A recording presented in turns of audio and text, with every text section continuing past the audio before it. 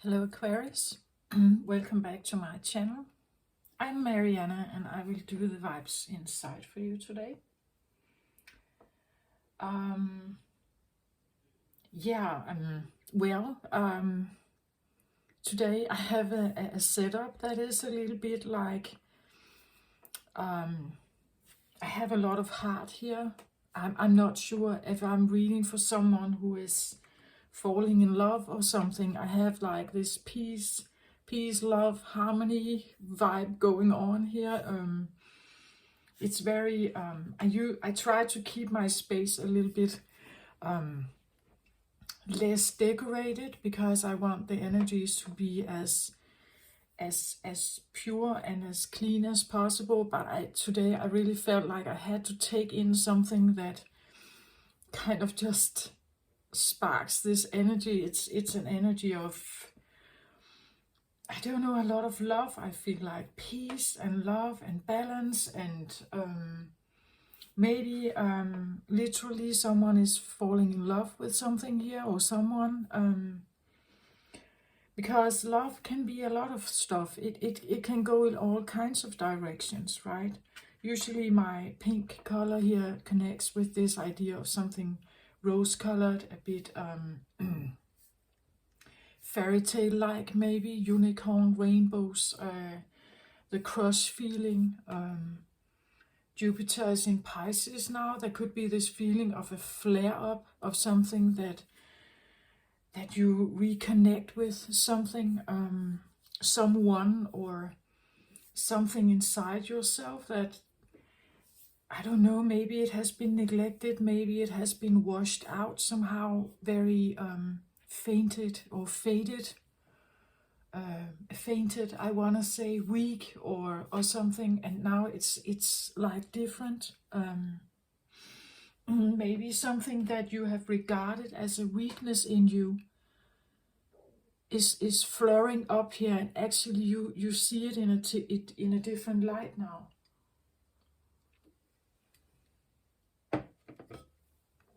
That's what I get. So it's a wonderful vibe here, Aquarius. I even want to say maybe this is what Aquarius wants to teach us all. This could be the message, right? That with the Aquarius age coming in, rushing in, or I wouldn't say rush, maybe, but it's like waves coming in over us, right? New light codes coming in. If you believe in that stuff, on the spiritual side of stuff, that the changes that people may undergo, I get this feeling like today it's like this chill, see the beauty in life, relax, everything is fine, just enjoy the moment, right? Live the moment, enjoy it, choose the chilling stuff in your life, choose something that is easy, light, easy going, carefree, something like that. If possible, I feel like that's the energy that kind of really wants to just build or create or be, just relax, enjoy yourself. Don't worry, like put the worries aside, just chill somehow. Yeah, I get this chilling peace vibe, kind of energy here today.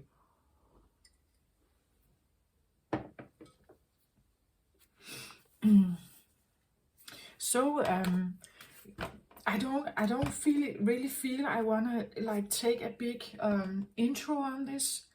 Some of the signs, it has been a long intro, and I'm sorry if you don't like that, but this is quite clear actually. It's really the message. I could stop the video now. I don't know, but that's what I feel like. It's this very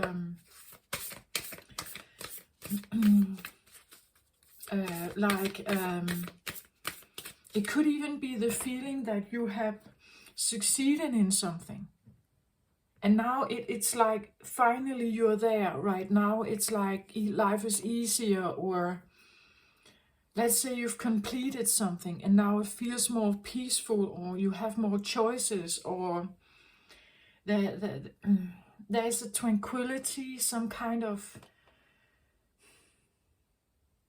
Some of the latest reading I've had longer intros, and it all ended up in something like a Zen garden or safe zone, or maybe this is your safe zone, right? Maybe you have created something, or you have found a peace, a space, a person where you feel like this is my safe zone. This is this is my soft pillow, right? This is a place where I can chill and hang out and just...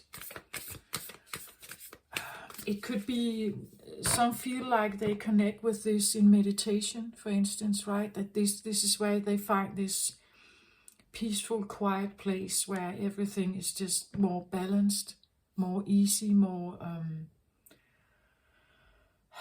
harmonious, light. It's joyful, it's easy, it's that's the vibe here. I feel like it's very beautiful. You could use the word beautiful. It's warm, it's tender, it's I don't know if I want to use the word perfect, but it comes across as that whatever this is, it feels like it's...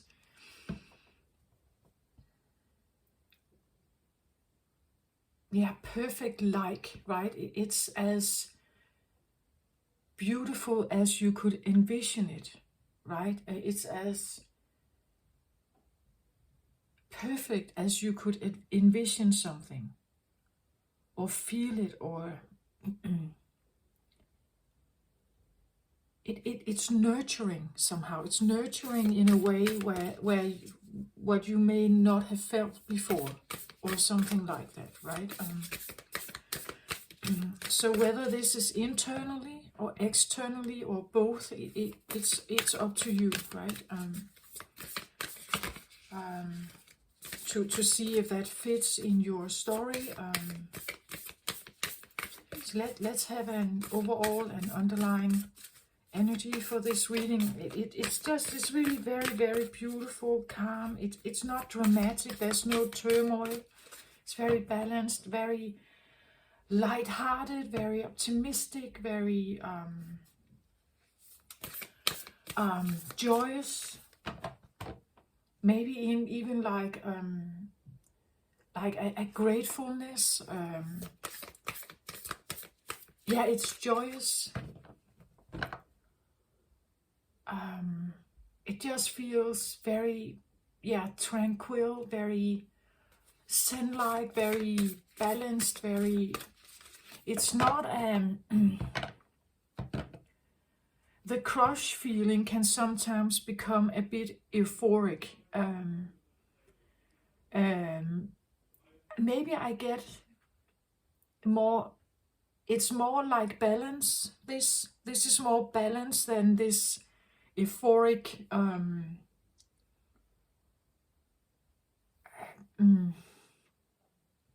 feeling, I want to say. Maybe this is a heart chakra opening for someone, where something just... Yeah, it's almost like the world is different. It could be this sudden falling in love with the world, or something, some kind of hobby or something. You suddenly fall in love with it. Like this becomes very... This is my Zen zone, right? Or this is my purpose, or this is my... I don't know what this is, right, for you, but that's what I feel like. It's that's what I feel like. It's a tranquil, peaceful place, peaceful experience. There's a lot of maybe like appreciation and softness and care. Maybe it's a place where you feel like you are very accepted, and you just fall in love with that, right? Or maybe it's a community where suddenly it's just like it all falls into place. Everything is so caring and considerate, and it just feels very uplifting, right? It feels very that's what I want to say. That's what it feels like here. Okay. And easy. It's almost like life is easy now. Life is wonderful. Life is amazing. I don't know, but this is what I get, and it's actually very, very beautiful, right? So overall energy for this reading is Chariot of Ascension, spiritual work of the higher initiate. And I have this, it's kind of pink, purple like here. Chariot of Ascension, so it seems like maybe you are on a wave of ascension, or as I said, looks like a bit like macabre, like you have found something, you have accessed something. Spiritual work of the higher initiate. Maybe you find this work, like this is your true purpose, or you find a way how you may serve with the spiritual work that you do. I feel like though that there could be something about heart chakra here, heart healing. But actually, it comes across, as I said, like someone experiencing this. Someone is experiencing, as some of the words I've tried to describe, these feelings of peace and balance and being cared for, being safe, and everything is just so wonderful somehow. It's a wonderful feeling. I wouldn't say it's not like a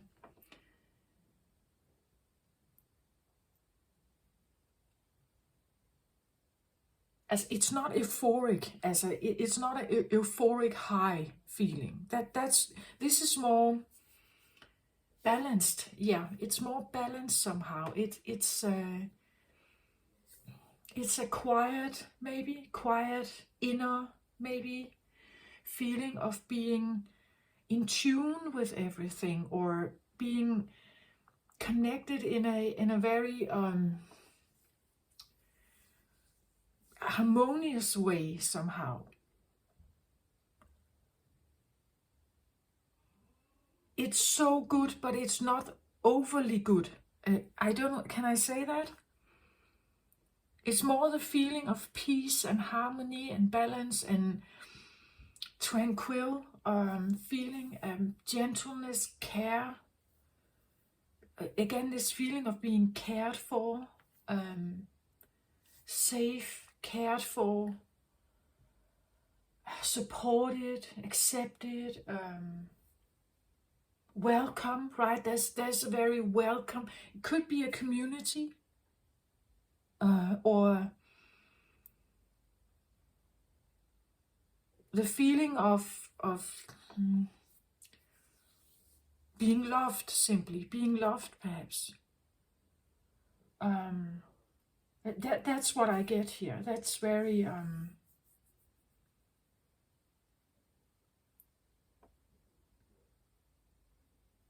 and for Aquarius, I feel like, because I believe that, well, Aquarius energy is, in my opinion, Aquarius energy is a very caring energy, actually. It cares for the balance. It cares for the tenderness, the care, it cares for people. It cares for what's underneath. It cares for authenticity. It cares for being real, being present, being and being very active in what it is that you really like to do. Sometimes I think this can be misunderstood. There's a big honesty in Aquarius energy, and sometimes this honesty can be mistaken by other people, because Aquarius is very honest and very authentic. It speaks its mind and heart, and sometimes people can't deal with that. It's too direct sometimes, and this directness is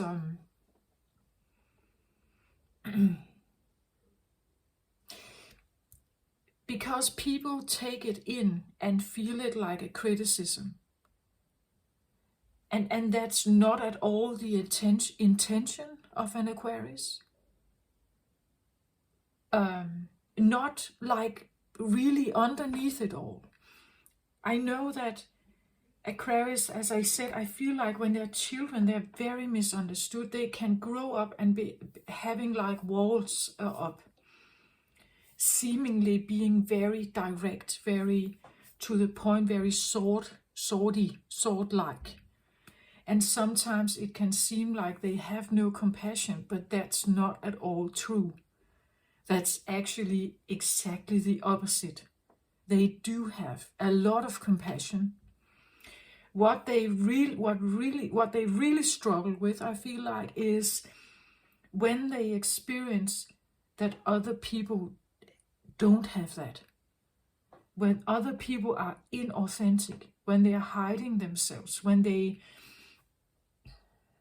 lock themselves, have walls around them, if they are not in alignment with themselves.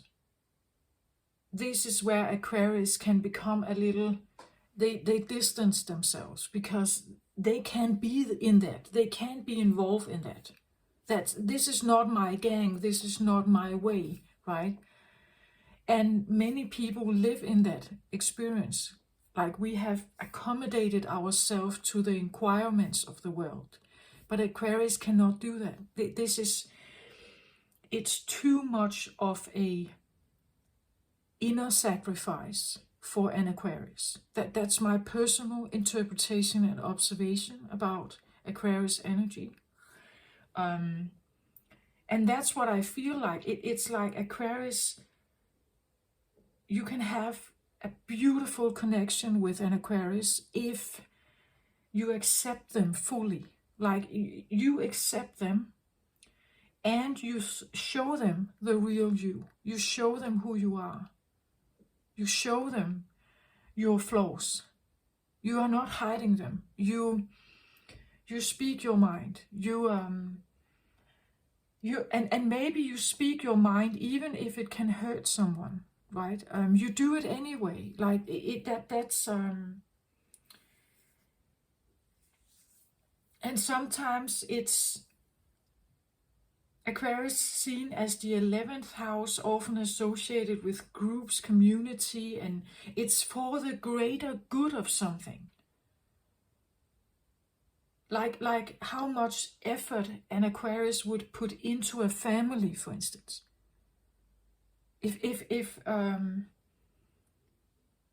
that the family, the best of with my siblings, like the Aquarius is a peacemaker. Yeah, peacemaker, right? It's a peacemaker. They would always choose peace as opposed to war, right? It's and going like clinching towards other people's walls. They are not doing that. They unless something happened to them, unless they have been experiencing some kind of force or pressure, they wouldn't do that. And what I have with this reading is that it's this feeling of maybe acceptance that finally I found my community. Finally I found people that understand, right? I feel tranquil here. I feel at ease. I can be me.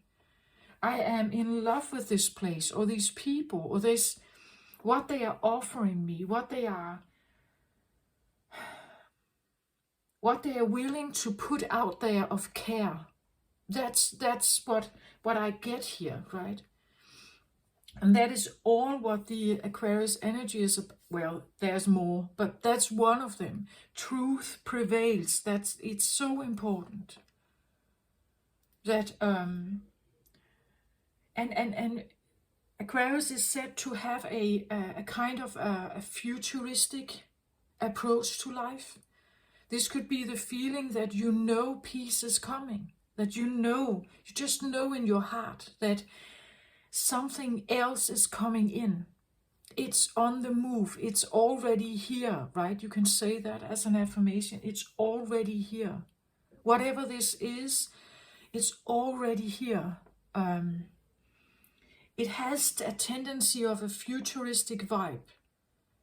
And trying to bring it in so that it can start manifesting and moving in the years to come, right? To like attract it in and then start manifesting from that space.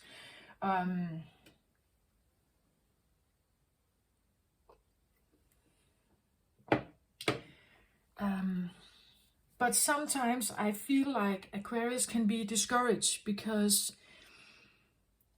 Aquarius is maybe the energy that is mostly linked with oneness and higher dimensional thinking, higher dimensional consciousness. And now I'm going to say something that Aquarius will understand, but if you are a cross-watcher, this can be very difficult to understand.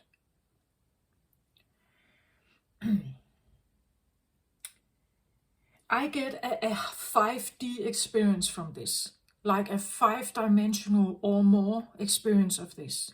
This is a so balanced, peaceful kind of zone to be in somehow. And in the 3D realm, we have separation. So most of us have this feeling of being separated from something. And if I just had this, then I would feel okay. This feels like more of a 5D experience or more, 6D maybe. But this is what I get. And I read for Aquarius, so I get the feeling this has to do with your intelligence, your consciousness, something you experience something that suddenly links with the heart in a way that is so profound, and it has not been seen yet.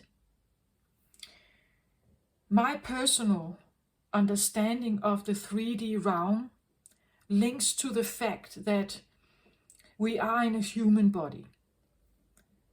If we were not in a human body, it would be so much easier. What is going on Earth right now would be so much easier if we didn't have a body. The body is the 3D link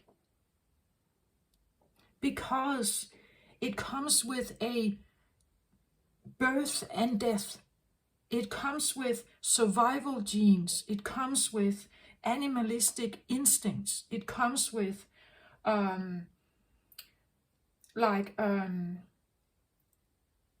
it has to be fed to exist.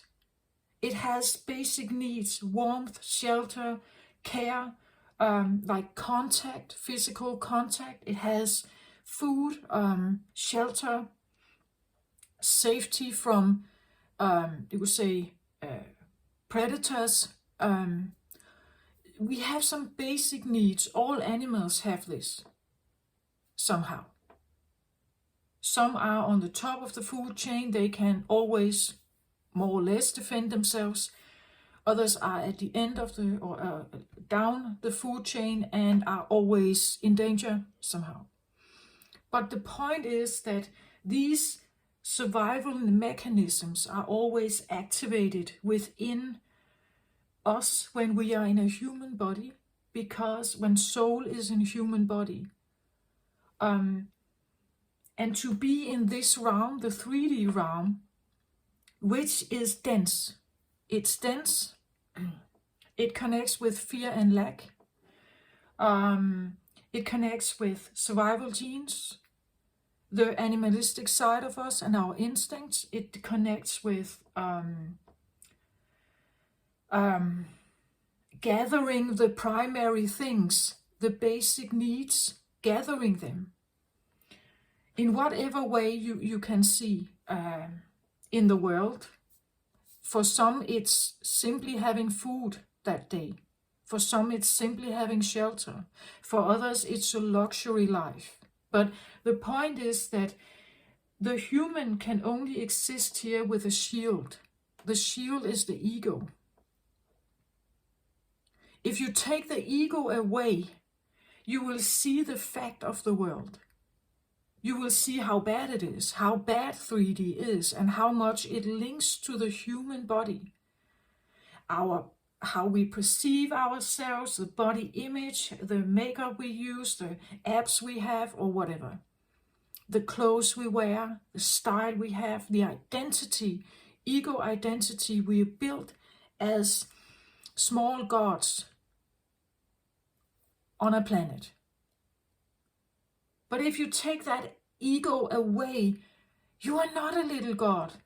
You're just a little animalistic feature on a planet in a vast, giant universe. You take that away and you suddenly know that I'm this little atom here in a big play of something. The point is that when you leave the denser 3D experience, the 3D body also needs more sustenance. It needs more food, more drink. Typically, it can be denser food, like a steak or something, right? It can be that. The 5D experience, we will have less density. We will have the light body experience.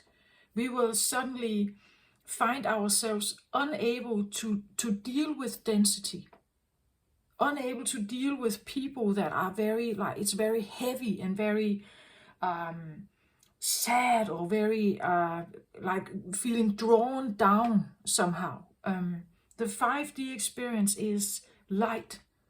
It's easier. We eat less. We even sleep less sometimes. We rest more. It's not a forceful, fearful place.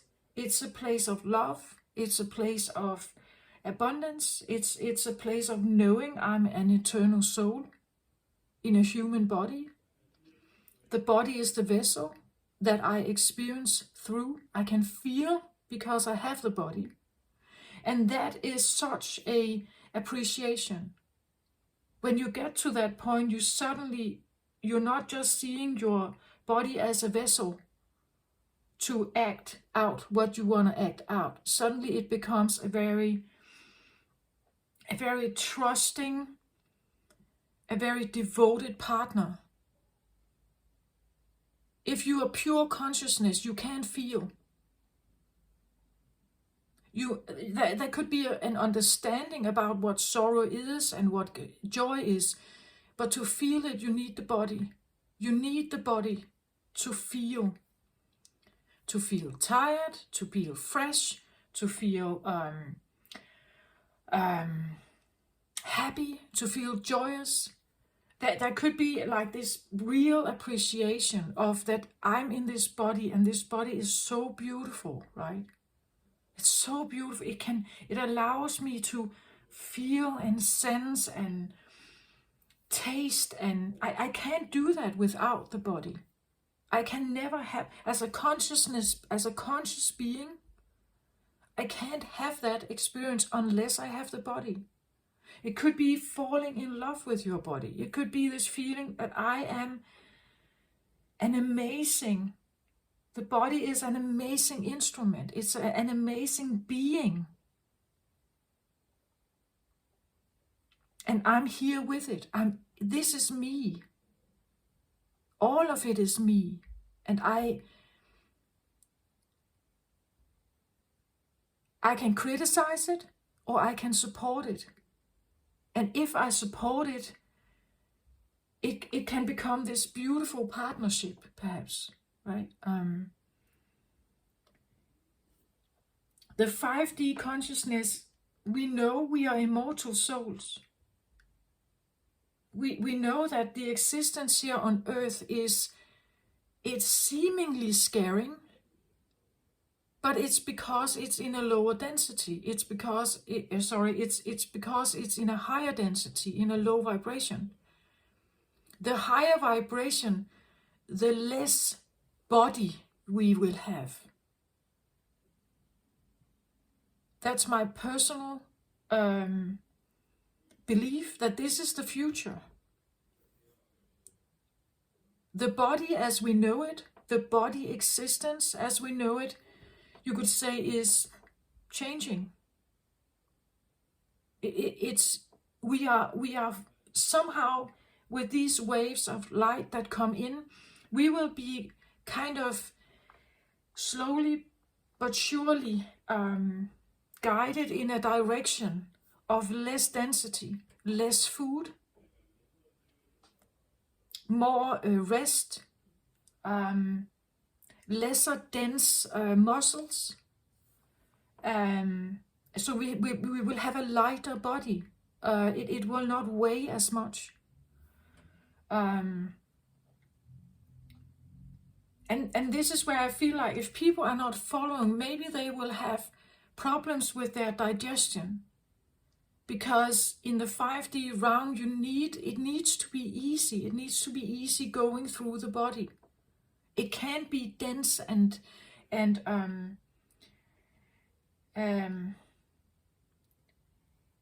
we can't be around something that is dense, actually. So concrete buildings, big cities, a lot of pollution, maybe a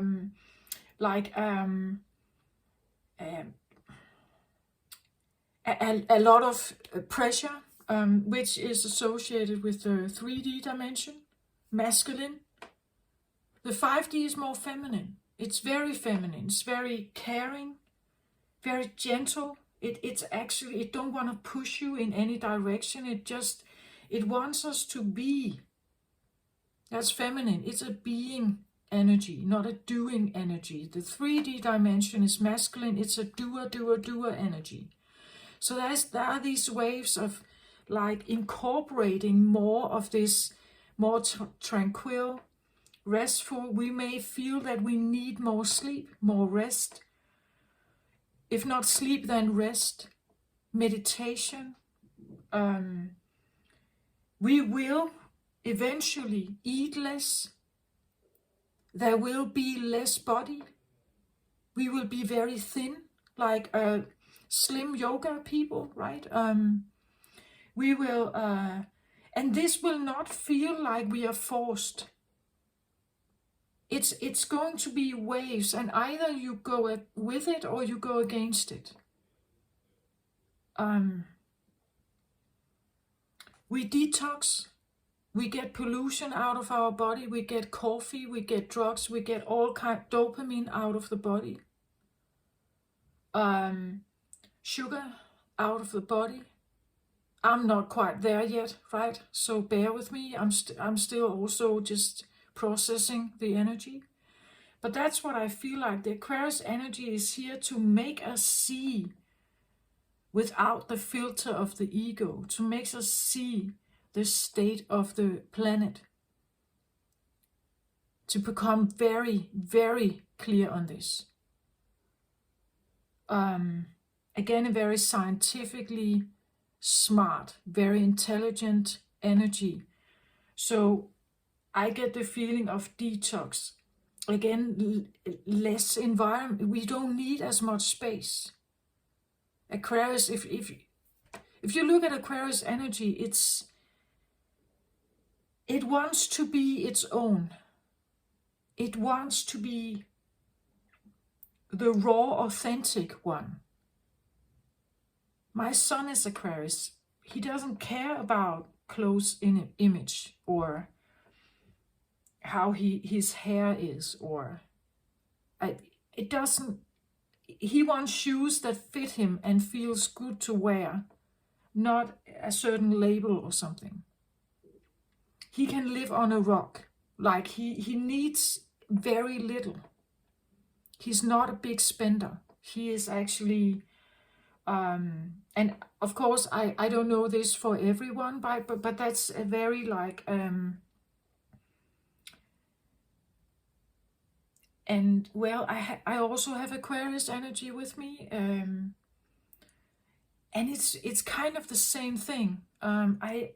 I don't need luxury. I don't need it. It's very much like, do I need it or do I not need it?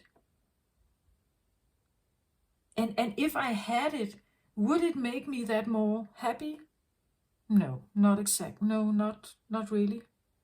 What would make me happy is the feeling of being accepted as I am, exactly as I am, as raw as I am. In the sense that I can speak my mind, I can be who I am. I don't live up to some kind of model-like status or anything. I have done this. I have shown my face on the videos earlier on, and I said it.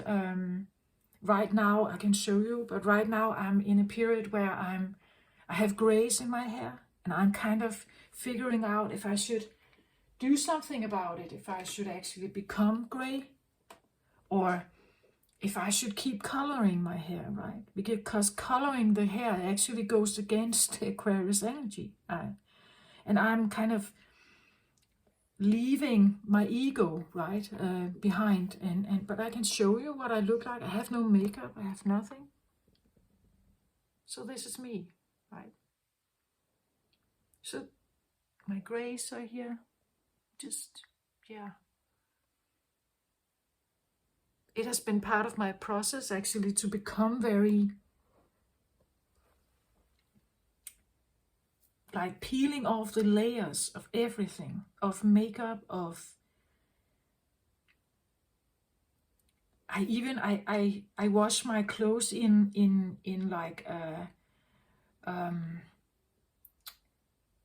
like washing powder that has no perfume. I have gotten rid of a lot of stuff in my life. I use and buy clothes that is very comfortable to wear. I don't have a lot of it. I buy what I like, and it has to fit me in a sense and feel nice to wear. I don't need a lot. I don't wear jewelry at all. I don't even have a watch. But I have a computer, I have my phone, and I want that to be my phone, my son as well. Computer and phone, these are like the most important things, you could say. Of course, he has clothes, he has shoes, he has what he needs, but he never really asks for much. He wants the internet to work. He wants to be able to recharge his phone. And a simple room. He doesn't have much stuff. And now I'm shedding layers, so I don't have much stuff either. I can feel it. The more I get rid of, the more minimalistic I become, the more right it feels to me. Minimalism could also be a fact in the 5D element. This idea of consumerism is not really an Aquarius thing.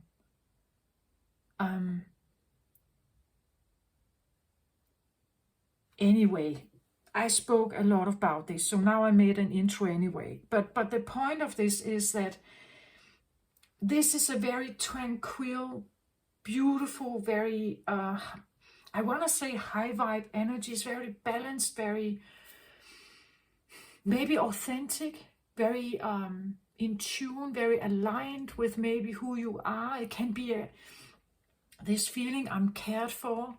This is a caring community. I finally found the right friends. I finally found my place, or this just feels so right for me. I fall in love with this place. I fall in love with these people. Maybe it's a part of yourself. Again, as I said, maybe you fall in love with your body, actually appreciating how wonderful it is to experience through it. Experience through it. Your soul is growing, learning through this experience. Because in higher consciousness, eventually, that's at least my prediction. I don't know when it's going to happen. The age of Aquarius is more than a 2,000 year period. So it will probably still take a bit, but I believe bodies are disappearing. That the bodies are no longer. It will be consciousness, or maybe it will be like a progressing state where the body becomes less and less and less and less, maybe even transparent at some time. And then eventually it slips into a higher vibration where there's no body anymore.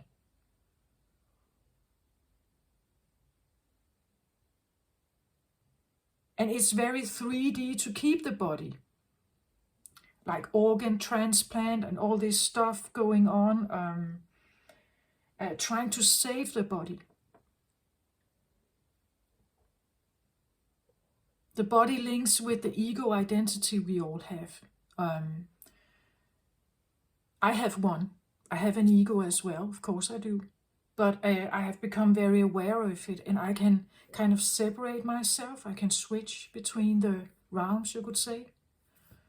I participate somewhat in the life outside my room and everything. I'm a mother, right? I have things that I am engaged in, involved in, but I can separate that and put myself in another space as well. And this could be this space. This could be what this talks about, an ability to be able to be here, where something is so much more balanced, so much more peaceful and calm, and it can talk about choices that maybe you have figured out. What choices make me feel like this? Where do I feel like this? And where do I feel more 3D perhaps? But this is like an opening of something here, where you where there is an ability to tap into. It says chariot here of ascension. Like the chariot is typically, sometimes it's seen like a horse carriage. So it could be the feeling that you are in a vehicle that can transport you towards ascension here, right? Maybe literally you feel like your body is that vehicle. You can feel through it, you can tap into something. Maybe this is also linked to some psychic gifts. The feeling of I'm connected with my home, where I truly come from as a soul. If you feel like you are a starseed, maybe connecting very strongly with a planetary constellation in the cosmic realm, perhaps a planet or something. Personally, I believe I have a connection with Sirius. But it could be anything, right? Anything where there is a vibration that you tap into it and suddenly it just feels so wow, right? That feeling.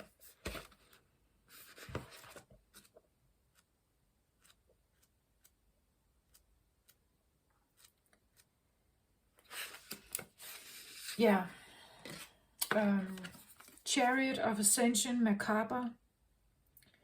Spiritual work of the higher initiate. Your soul wishes to travel more freely between the dimensions of higher reality. This is to allow for conscious spirit communication, the free flow of soul light into the physical body, and the joining in divine harmony of heaven and earth. It requires a powerful consciousness to do this. The Macabre Chariot of Ascension and Soul Fire is the spiritual gift to attain the spiritual purposes now, available to you as a high initiate. There are times when the soul becomes ambitious and wishes to live its entire light in conscious oneness with all expressions of its being, including the physical body. It may wish to do so simply because it is the nature of all beings to eventually realize themselves as divine, or because it needs special new skills to be available to the human expression in the physical body so it can continue with its divine purpose.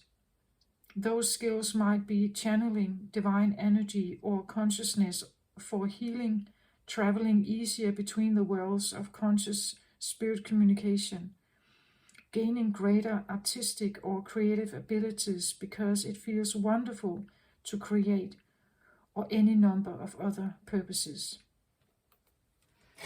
Yeah, I feel like it actually says it quite well here, that there's definitely something about being able to tap into maybe a different realm, the 5D realm maybe, or even higher perhaps, and then tapping back, perhaps this back and forth element of your life, realizing that in one world I'm the human, still 3D, I still have my health to consider. I still have my what the body tells me, and maybe I sometimes still experience fear and everything.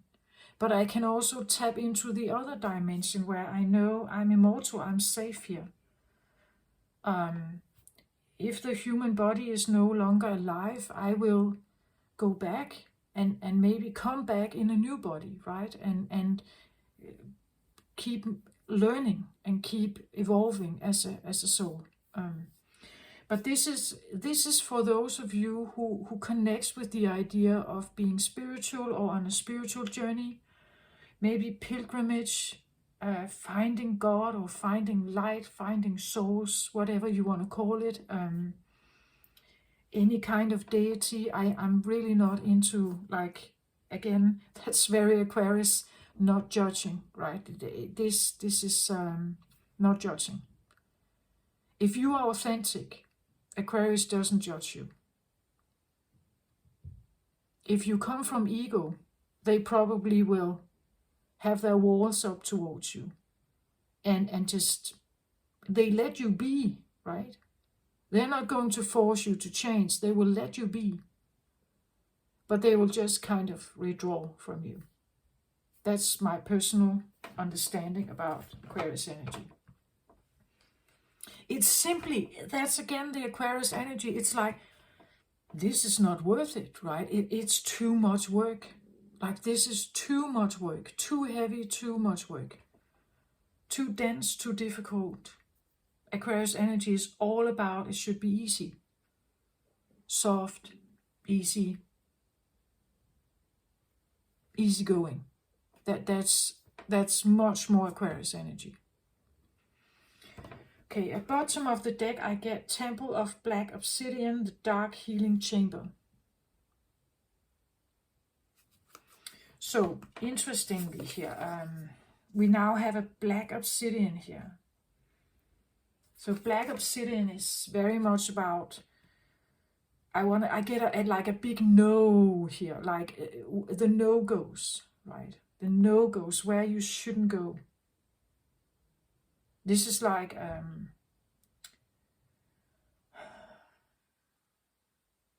something that is dense and dark, and but black obsidian is also known for its quality of keeping denser, darker energies away from you, keeping you protected from that. So let's just have a this as well, just to make sure I get both energies described here. But this is the pushing energy. It's almost like, I get to see it almost like this is the forward pushing energy, or pushing is not the right word, because pushing can feel like there's a force to it. That's not what I want to say. It's encouraging, maybe. Encouraging forward moving energy that wants to take you away from this. From a denser energy perhaps into a more heart-based energy. Again, this is about heart chakra as well here. Okay, Temple of, still finding it, Temple of Black Obsidian.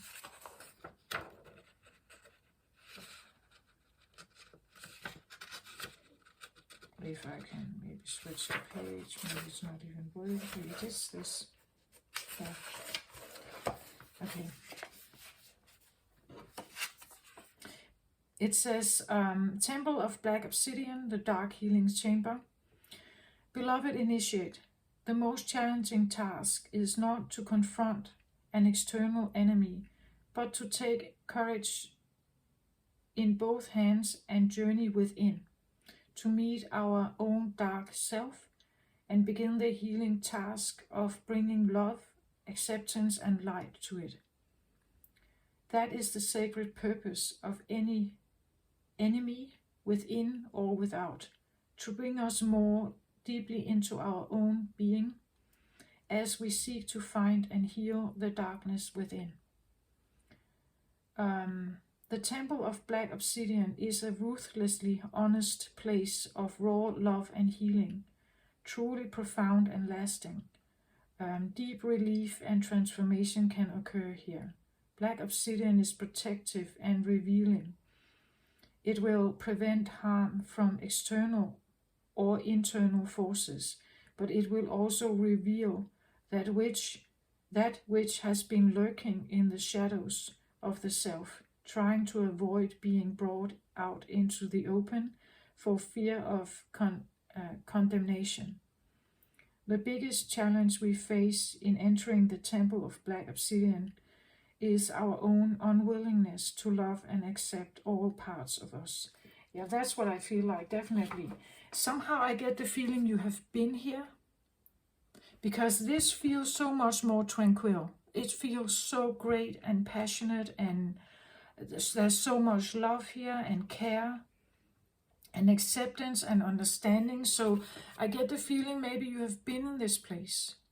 And that has been the driver, right? The driver of something. And now I get this as an overall energy. So this is extremely beautiful, right?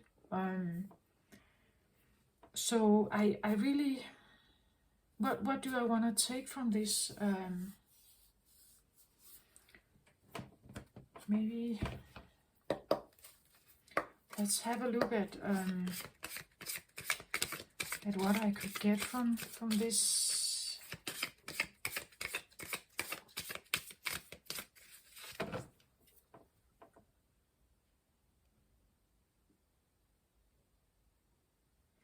Actually, I feel like I have already said the message.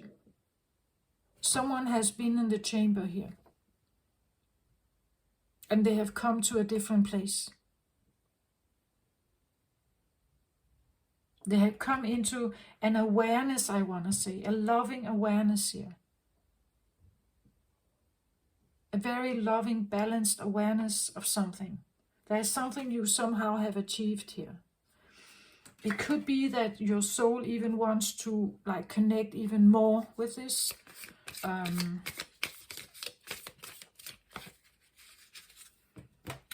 And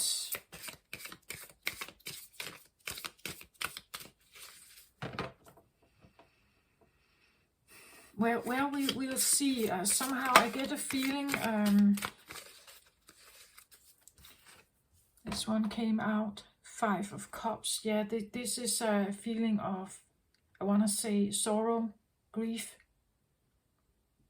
And maybe that has been linking to this chamber here. But I think like you are overcoming this. I wanna go back to the Chariot of Ascension here, because there was something that described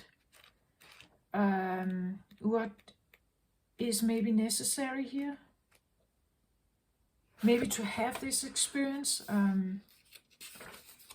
or to get even more into love, even more deeper into your heart. Let's have a look. It says something about, the Macabre, Chariot of Ascension, and Soul Fire is the spiritual gift to attain these divine purposes now, available to you as a high initiate. I get something about the fire here. Soul fire.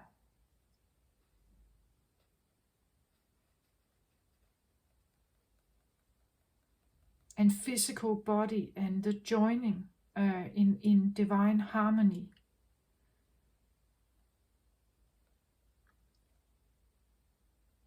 Free flow of soul light into the physical body.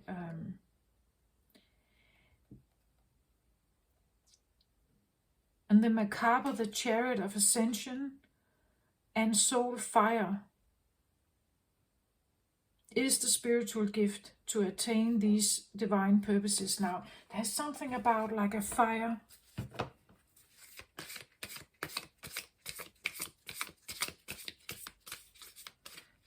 And I don't get it like fire can be peaceful, like a candle here, right? It can be comfortable, but a forest fire is aggressive and big and not easy to handle, right? I get something like again this feeling of like it's a balance, right? A balance of the ability to harness maybe something, from that fire and let the soul light go through your body somehow.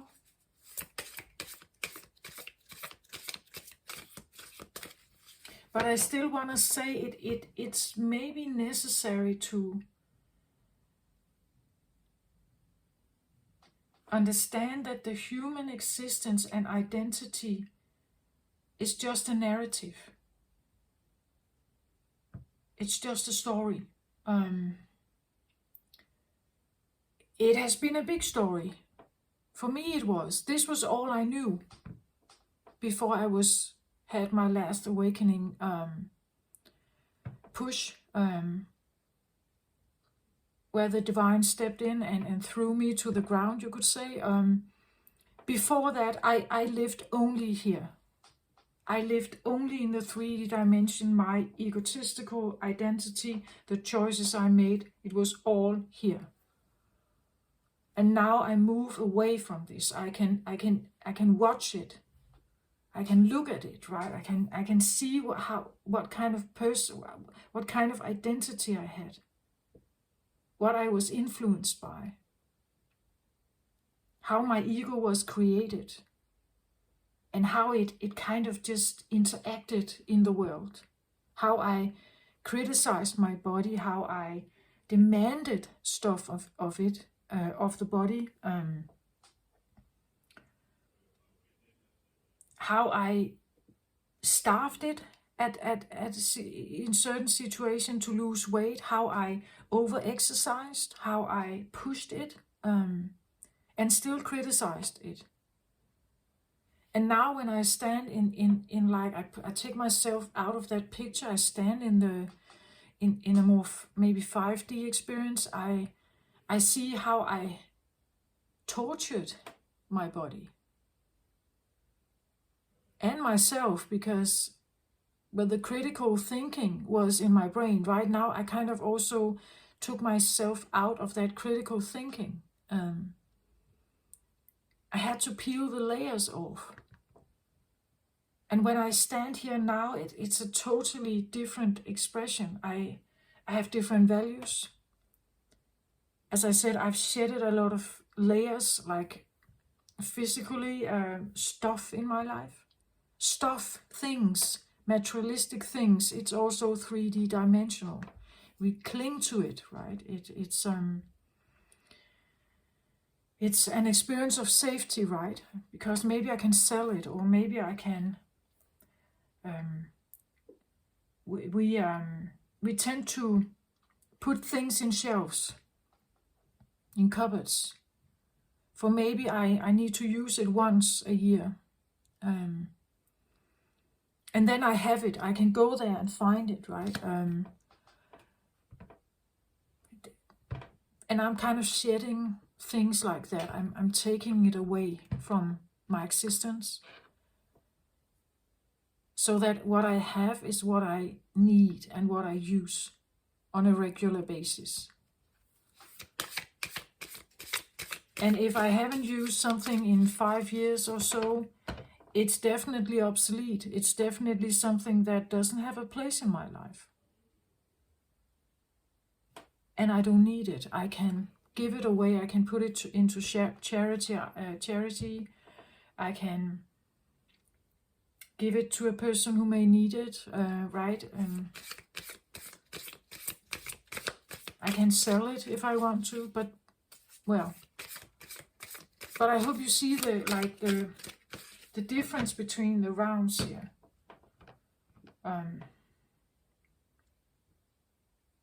If you go back and watch the Scorpio reading, it's a very different reading, actually very deep reading. But here I talked about this, I actually talk about death there. And death is an inevitable part of life, especially in the 3D realm. But also in this realm, because you can't stay the same and expect to ascend.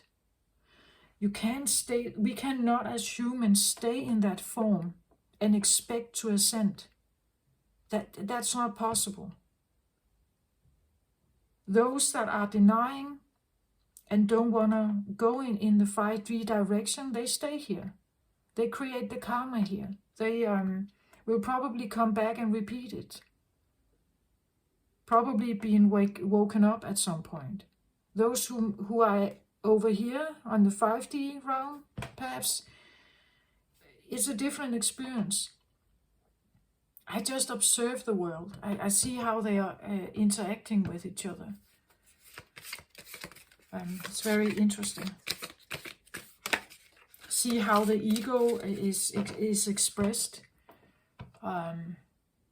Like the Russian-Ukrainian war, for instance. Very ego, very masculine, very forceful. So there's a lot of ego there, right? Dominance, control, all this stuff. So now I have the 7 of Pentacles here. It came out reversed somehow. The 7 of Pentacles talks about putting in new seeds. Putting in new seeds, hoping them to grow. When it comes out reversed here, I get the feeling it's because you have put in the seeds. You did it, right? You have put in the seeds here to grow and to somehow overcome something. You don't need seeds here. In the consciousness reality, you don't need the seeds. This is earthy, right? I have this one. There's 2 here as well. They come out kind of sideways. Page of Pentacles and another Pentacle card. Yeah, 10 of Pentacles. This is very earthy, right? Very earthy. And it's like there's this sideways kind of, this was reversed, but sideways, that, well, Page of Pentacles has to do with security and safety. For a child, it's very important to have like a big feeling of security and safety around them. And this again, very earthy, links with the human experience. 10 of Pentacles here. This is the treasure, right? This is where we have learned a lot. We have like participated in the earthly game of career, education, schooling, the system, society. And 10 of Pentacles is the fulfillment of Pentacles. This is where we feel very safe. We have everything we need, right? But again, it's very earthy. And I feel like it's because, as I say, the earthly realm is just that. It's an earthly human realm. And for someone here in this state of being, I get the feeling they see this, right? They know this. The Pentacles is no longer this idea of putting in more pentacles, like putting more work into like the physical hard labor of something is not really, it's not what you want, I think. It's not what you want, or it doesn't align with this, right? Understanding. It has to be, again, it has to be heart-shaped, I want to say, almost. It has to be something that is in alignment with the heart, not just something that can give you money. So what we have here is also something about life purpose, the Dharma of your divine inner being. That this is, it's not about like having a lot of money in the bank necessarily. It's about feeling fulfilled, feeling happy, feeling content, feeling the balance, feeling your heart is overflowing with joy, right? The Hanged Man came out here. Maybe you have been in a hangman position, and the hangman is about to not hang anymore, actually start moving. Or the hangman is where you are putting yourself in the tree. You let yourself hang from the tree and you just hang there. You're open to whatever comes of ideas, of inspiration, people,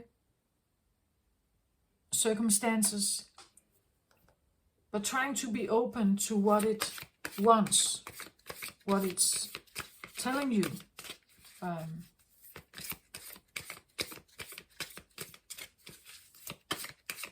Okay, I've been shuffling now for a while. Let's get some other cards out here for you. Aquarius. Okay. I want to say something else as well about Aquarius energy. If Aquarius energy can feel and intuit, and they are very good at this, if they can feel and intuit that you're lying to them, or you tell them you love them, but they can feel that there's something going on underneath it, that it's not honest, or maybe you don't even know that it's honest, that it comes from an egoic place.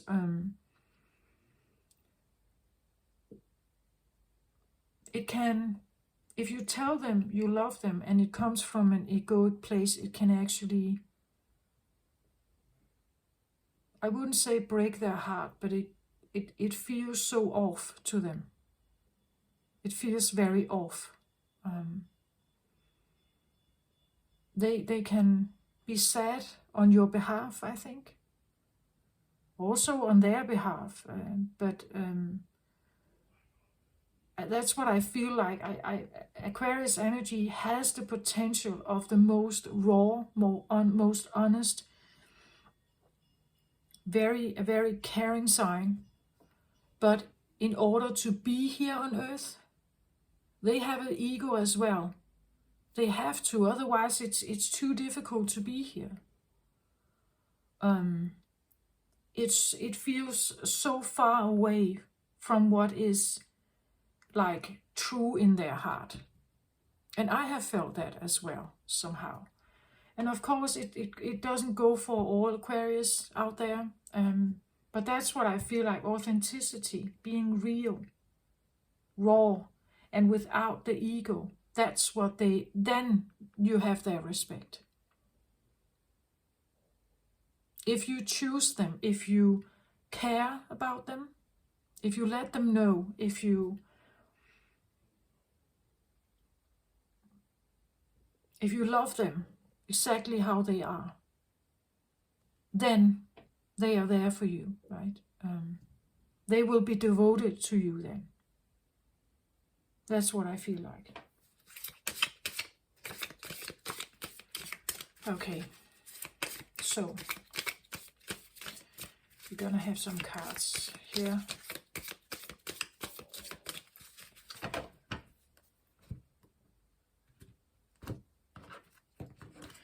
And somehow I get the feeling that it could talk about it like community, where something or someone feels very accepted, very peaceful, it's very balanced, it's very right, it feels soft and embracing somehow. It's a very welcoming, embracing kind of energy.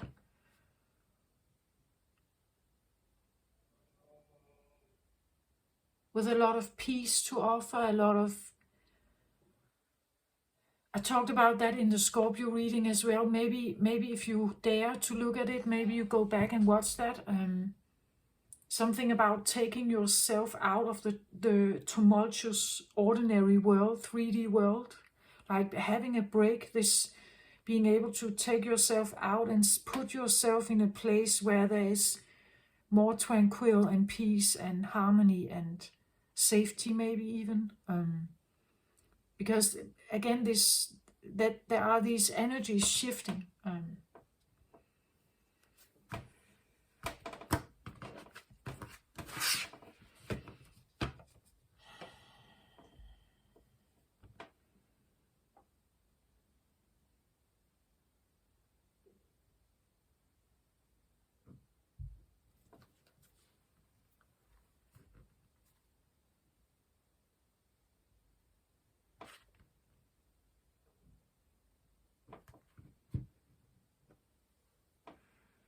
So I'm kind of just shown to put the cards here, and then I have to lift.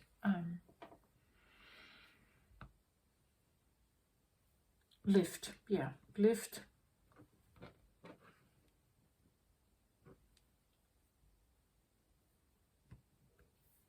Lift. So I have the Tower.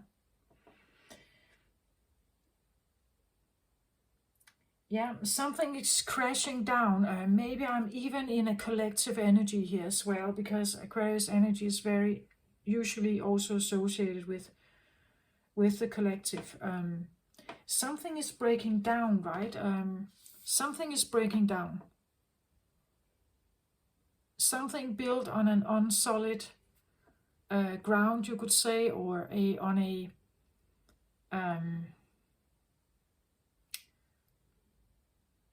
you could even say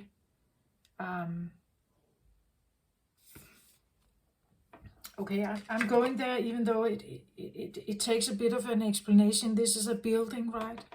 Even a quite sort of phallic, masculine building. What I want to say also about the masculine and the feminine energy, at least in my experience, is that the masculine energy is usually loud, it's visible, it's something, it needs proof, it wants proof. it's loud, it's visible. The way it manifests is typically in some kind of product, whether it's a building or it's a car or whether it's jewelry or whatever. It doesn't really matter. It's a product somehow, and it only exists because others can see it. That's a masculine expression. It only exists because others can see it. So if you can't produce something that can be viewed by others, or interpreted by others, you can't. You are not doing. You're not masculine. The feminine energy, in my experience, is often associated with something that is not a product. It's not a product. You could say a baby that is born is visible by others, but it's not a product, is it? It's a living thing. Masculine, static. When you've built it, it looks like that, right? Whereas the feminine is maybe more organic. It changes. The baby is born, but it grows, it changes shape and everything. It evolves, the brain evolves, it has a new expression. The feminine is also something that is typically untouchable. It's the hug you get. It's the embrace you feel from a mother, right? Or from a father. It's a feminine the feminine expression is typically something that it's fleeting also. This can stand for centuries, right? Where the feminine is something, it's fleeting. It's the care you get if you hurt your knee, right? Like the compassion, it's the understanding, it's the gentle supporting words you get. But it's kind of, it evaporates out in the air when you no longer feel the pain of the knee, and you have a bandage on your knee. You can go again, and you can go play again, and it kind of evaporates into air, right?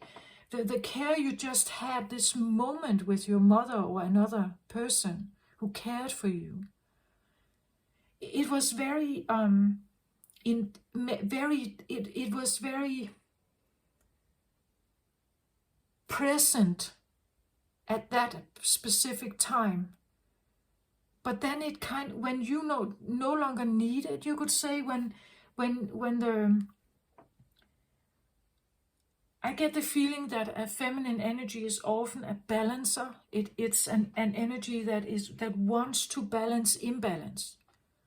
So if there's turmoil, the feminine energy comes to heal it. It's a healer, peaceful healer energy, right? If you hurt your knee and you're very sad and upset, it comes in with this gentleness to kind of balance everything out. And when you no longer need it, it kind of just evaporates into the air. You can see on the forehead of a child how many kisses it has received, right? There's not a stamp in your forehead every time you got a hug from your mother, every time they held your hand, and while you were trying to sleep, maybe they held your hand and just kind of just gently sang a song to you. How many night carols have you heard before sleeping? There's no book of that, right? There's no proof of it. There's no evidence of it. There's no physical evidence of it, right? It's something that's the feminine energy. It just is somehow, and then it kind of evaporates again. We don't have that, right? We don't have a mark for every kiss we got, for every hug we got, for every gentleness, gentle stroke, or gentle touch we got, for every smile we got, for every interaction, eye contact, for every like physical touch, or for all the meals. Well, they are in front of us when we eat them, but then they are gone again, right? It's like, it's not something that manifests like this, right? And that's also a thing I want to say, that's what I feel like is going on here. It's like some of this is becoming less, right? Some of this masculine 3D dimensional stuff is becoming less here. It's like it's, especially if it's been built on unsolid ground here, with the wrong intentions maybe. Maybe it's built to, like this is an enterprise, right, that wants to create a lot of money. Maybe some of these big enterprises will collapse because maybe there will be no need for it. The request for whatever this is not the same, or it will not be the same. The fall of the masculine, I see that here actually.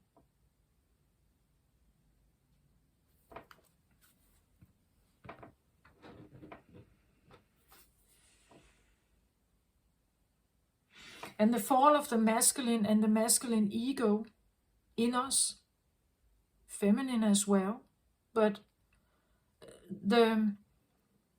because the body is typically associated with the feminine and the brain with the masculine. So every decision you make, every choice you make, every belief you have, every perception you have about yourself, society, others, the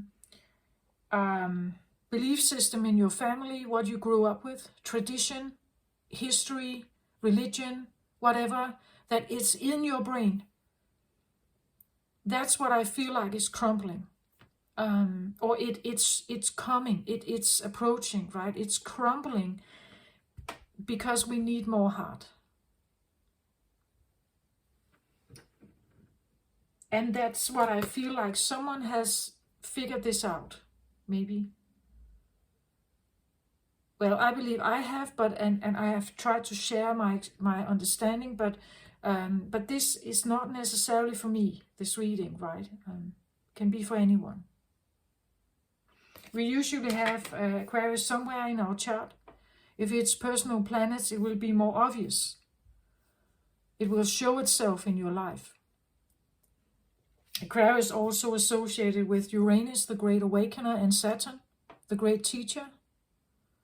So to have the Great Awakening, the knowledge, you have to face Saturn as well, the Great Teacher.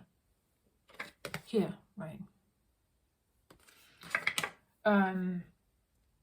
The enlightenment doesn't come with running away or hiding.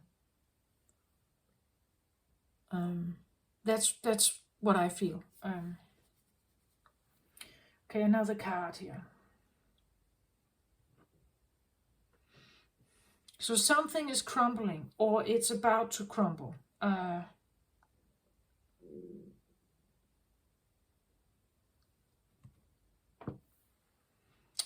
Nine of Cups. Yeah. Nine of Cups is about self-love. It's about filling up your life with something, that everything around you is filled with cups, you could say. And you are in charge of that, right? You are in charge of choosing the people in your life, choosing the circumstances in your life. I know this is easier said than done.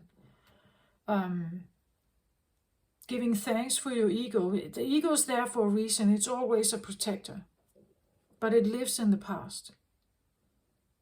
It always associates with past experience.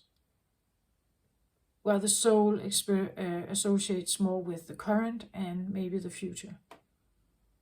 So there's an opportunity to change something here. If you fill up your cups here, 9 of Cups. That's what I feel. This is a very self-loving, caring energy. I have embraced. I've put all this stuff in my home. Maybe like this can be friends, right? It can be stuff that I like. It can be an appreciation, a gratitude feeling, a joyous devotion to something, a joyous worship of something maybe. But it's something that you create with your brain. By changing your brain and your beliefs, you can do this.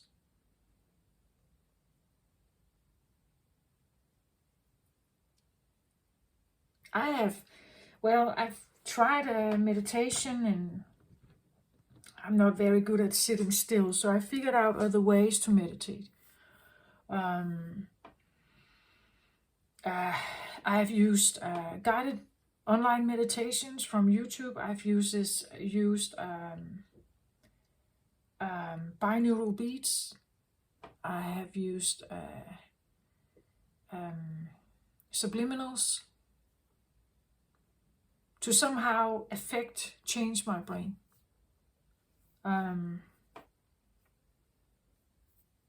It felt right for me. If it doesn't feel right to you, don't do it, right? Always follow what feels right. There are many gurus out there. Follow this 12-week program of ascension and you will feel amazing. Yeah, maybe you will, maybe you won't. It never quite worked with me, this idea that I should follow someone else's guidelines. I've always kind of not done that somehow. Very Aquarius again, going on its own term. I don't believe in too many rules and structures, that you can only pray in one way, that you have to sit in a certain position, that you can only say these words. If you're not really saying this 3 times in a row, it won't manifest, all this stuff. I don't believe in that. Do what feels right. Maybe try it and see what happens. But I just... that's always my advice. Go with what you feel is right. And I must say, I didn't know what felt right for me. At some point, I was just experimenting with different stuff to figure out what may actually feel right to me. I didn't know. I couldn't feel it. I was that off my own course in life, or my own path. I was that off. I didn't know. I couldn't feel it. I couldn't hear it. I didn't know. So I kind of just had to, I just knew something was off in my life. I felt miserable. So to change that, I knew I had to do something. And then when I kind of started, it kind of just accelerated and kept going and kept going and kept going. And now I'm here, right?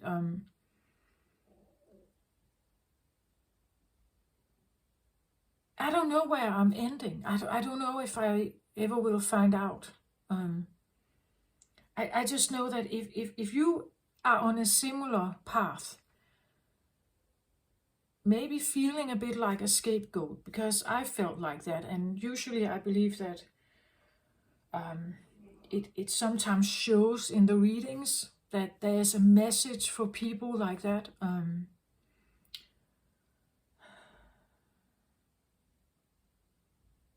And I can see it now. I can see how much I lived in that ego, a protection mechanism, because who I am, the real me, wasn't accepted there. I couldn't show it. I had to hide it and become something else. The problem is that I hid it so well that I actually lost it somehow. I couldn't reconnect with it. It has taken me a long time. And if you feel like you are hopelessly embedded in something, I want to say it is possible. But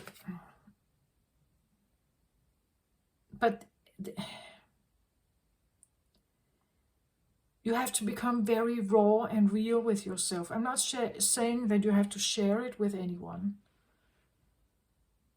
And in this experience, you will have to face the worst shadow sides you have as well.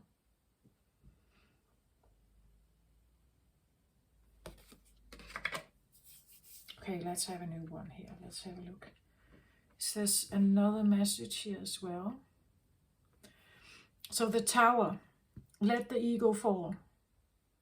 And this is easier said than done, especially in my case, because my ego was huge. It was a very big ego.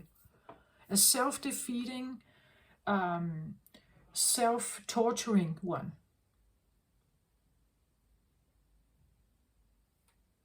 Sad to say, but it was.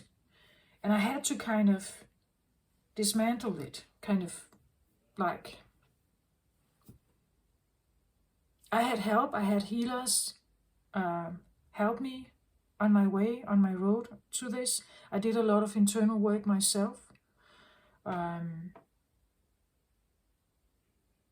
But now I'm in a different place.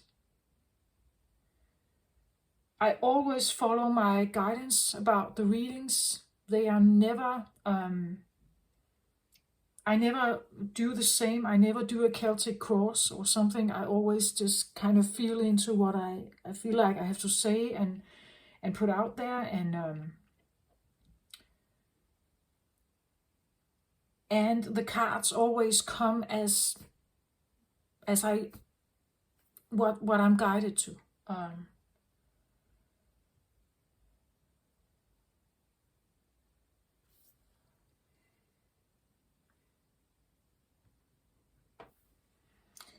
Seven of Wands.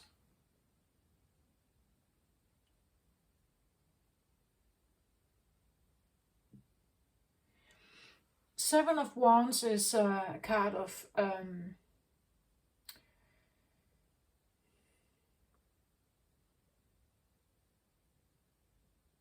well, sometimes it's seen as defending yourself against the world around you.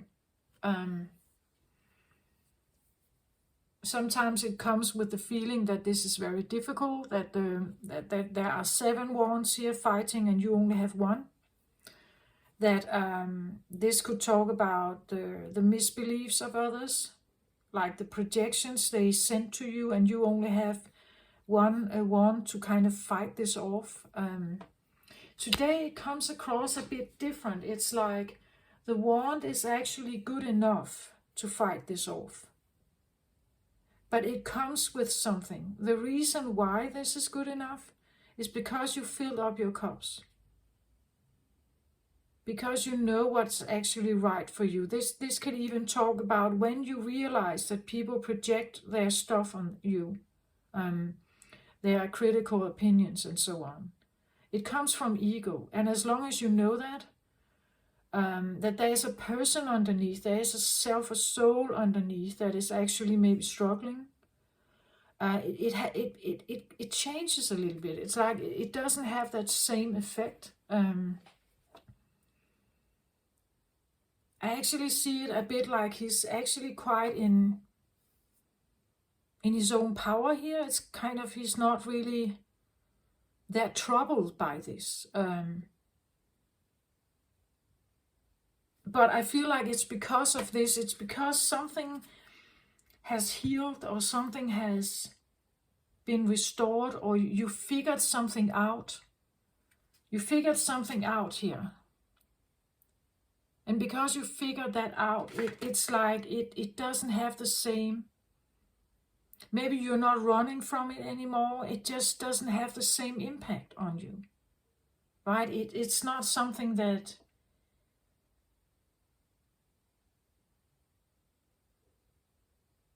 actually I see him, I know it's a bit far out, but actually I see him like he's just playing a guitar. Like I'm just chill here.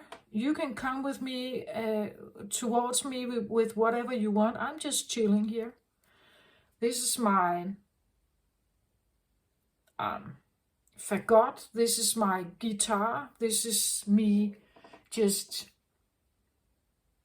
I'm good kind of feeling.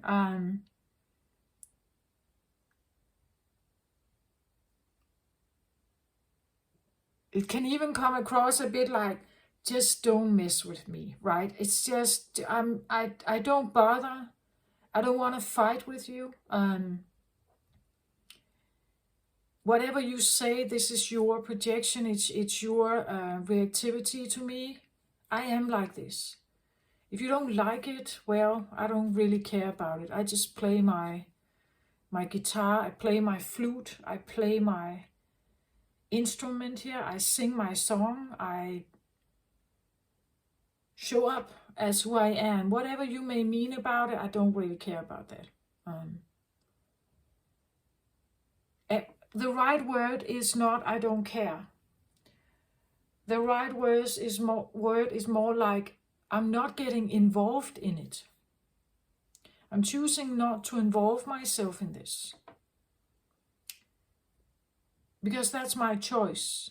Sometimes I get it. People will say, but I can't just not get involved. It's my boss, or it's my boyfriend or girlfriend. It's my sibling or my parents. It's my child or whatever. And that's correct. They will want you to get engaged. They will want that. So this can be a challenge, this one, right? Maybe it comes with this one. But somehow it comes across today as I'm ready, or I figured out what it is that I want. I stick to my want. You may want to offer me all these kinds of wants, and you want me to follow whatever the direction is with these, but I stick to my own. I have figured out my own soul fire. I want to stick to that. This feels right to me. All this other stuff you're trying to impose on me, no, thanks. That's another card. I want to look at the underlying energy for this here. I get 2 of Cups. It has shown itself once. And now twice here again for me during this reading. And again, here we have it, right? The balance between yin and yang, perhaps, inside. It could be a person you meet, a community, a place where there is this feeling of connection, of balance, of love and peace and tranquility. There's this feeling of like the cosmic shine the star kind of feeling to it, like could be like a cosmic love or a higher perspective of love that is here. And you have been going through something here where you had to really look at yourself, become very raw about it. My own inner experience is something like I have come to a point where I do feel like I have a different peace, but for me it is yet only felt inwardly. Others may not be able to see it outwardly, and I have for a long time not wanting to like take on an image. I didn't want to create a style or an image of who I am or what I want, what I think I should look like. And this has been with intentions. I did that deliberately because I didn't know. Again, when I lived in the ego, I just pursued what other people wanted from me, right? I bought those kind of shoes. I bought that kind of gear. I had this kind of income. I had this kind of job. I behaved in a certain way. And now it's like I have to figure out, if I'm not this, what am I then? And to do that, I had to peel off the layers somehow. And now when I stand in the 5D, I even have this feeling, I don't know if I even need an image. Do I need an image? Like, do I need a style?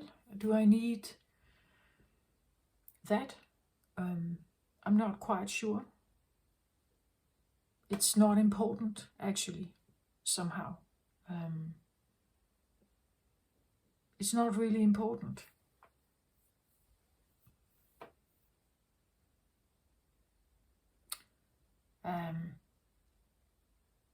So I'm still kind of figuring that out, right?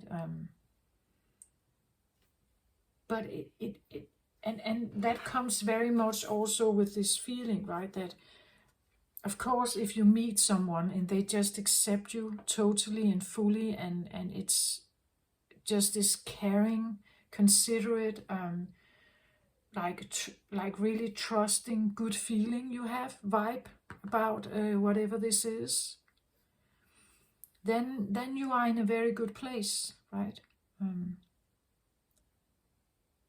It can be with another person, but I want to say, if this is with another person, they accept you for who you are, with everything, with like all of you, right? All of you is embraced here, accepted, valued, understood. There's compassion and whatever. That's what I feel. That's this energy here.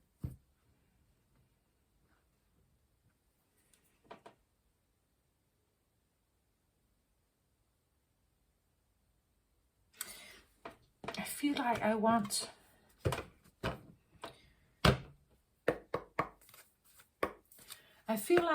a card on the eye of the soul.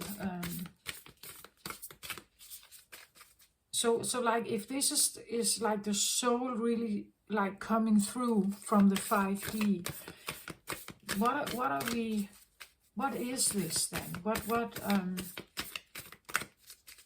is there a message? Is there a purpose? Is there a deed? Is there a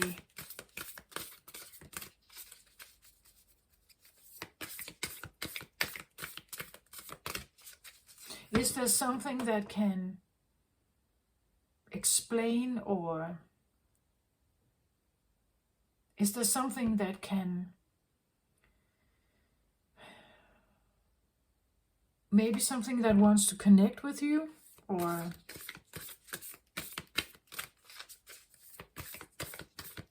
I get the feeling of like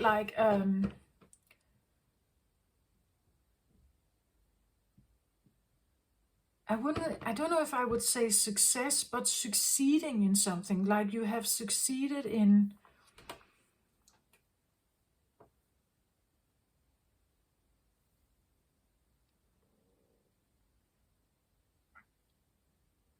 and the success doesn't come from outside applaud. I feel it's like an inner experience. This is an inner experience. The peace and everything, the love, the heart glasses here. It's an inner experience. That kind of makes your heart jump and like overflow, because it feels so right.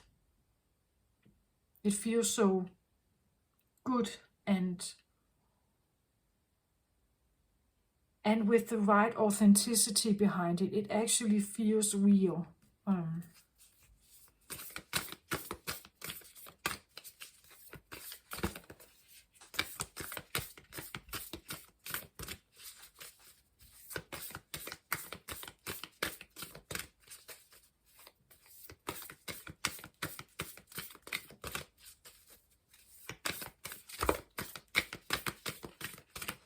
So let's have a look what this could be.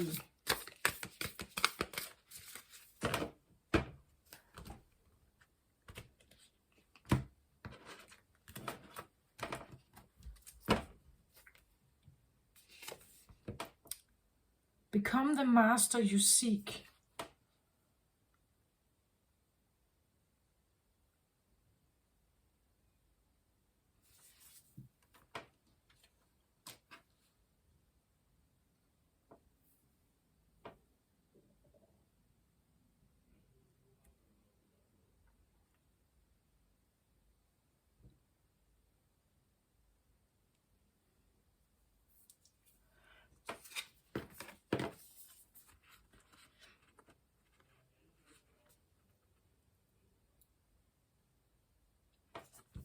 With this card, I get the feeling of someone about to figure out what it is that maybe is the life purpose. It's like become the master you seek. It's you are on a journey towards something. And becoming the one you wished you could have just look up on the yellow pages, right? The one that wasn't there when you started out. But now there is one, you, right? The one, the master here. The master you would have wanted to be around, the one you could have talked to, the one who could embrace you, right? The one that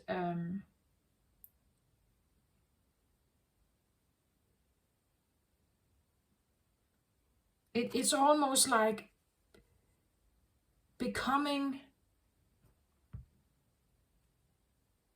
now I hear becoming one with the master you seek, right? So seeking the master, well, a master can be, of course, a teacher of some sense, a healer maybe, but the master can also be the chef, the boss of something. Maybe you need to become the boss of your life, which you may never have been, as I wasn't. Maybe you need to become the master, the one you, the part of you you left behind because life became too difficult for you at some point. Maybe you need to retrieve this ability or this feeling, this, and again, not just one master, it's the one you would have wanted. The master you seek. So as a child, maybe you needed someone here. Someone who should have been there for you, right? Someone you could have turned to.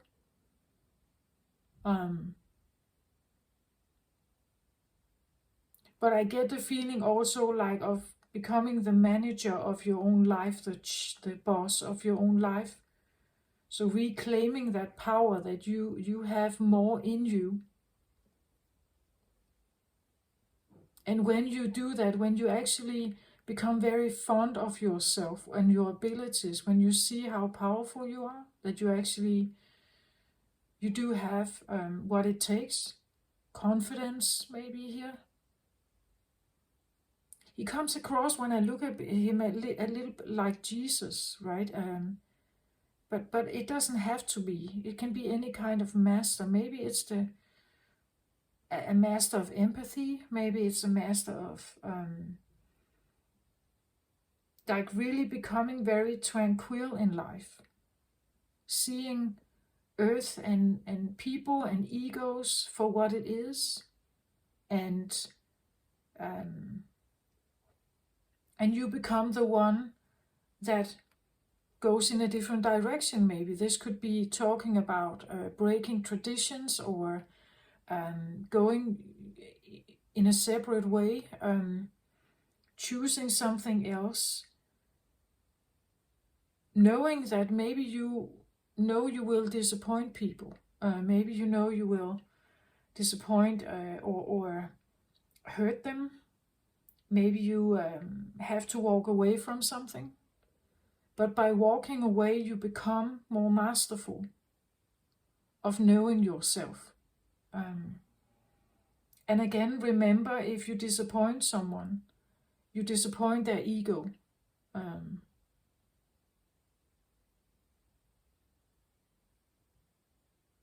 So you disappoint the 3D version of them,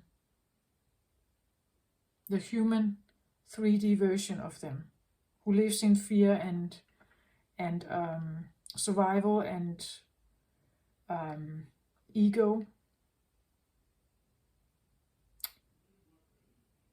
And it has nothing to do with the 5-dimensional existence. But that may mean a lot to you, right? If you identify with more and more actually living there, understanding from that point of view, I want to say you can separate yourself then from this other world, knowing that it's just like any kind of criticism or something. It's just a 3D dimensional like understanding of the world.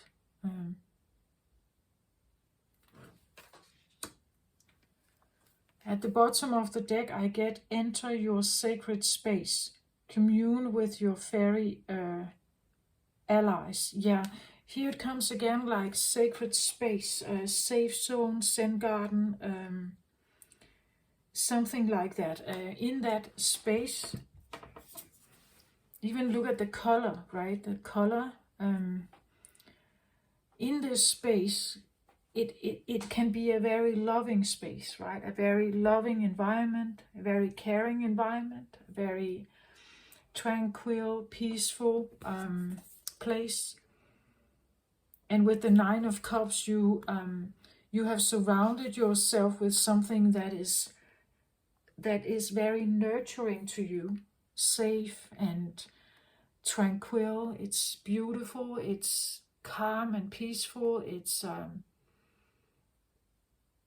maybe there are images here that calm your system, your nervous system, your body down. Maybe your body recognizes that when you are in this place, it feels so much more calm and relaxed, and maybe it feels very beautiful there. Maybe it feels that connected, listened to, cared for.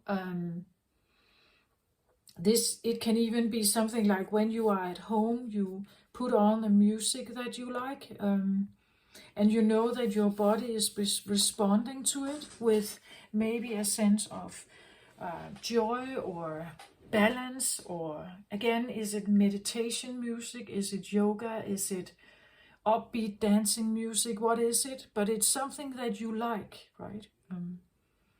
The food you eat, maybe it's very nurturing for your body. You get a more fresh sense, kind of skin, maybe skin tone, or you get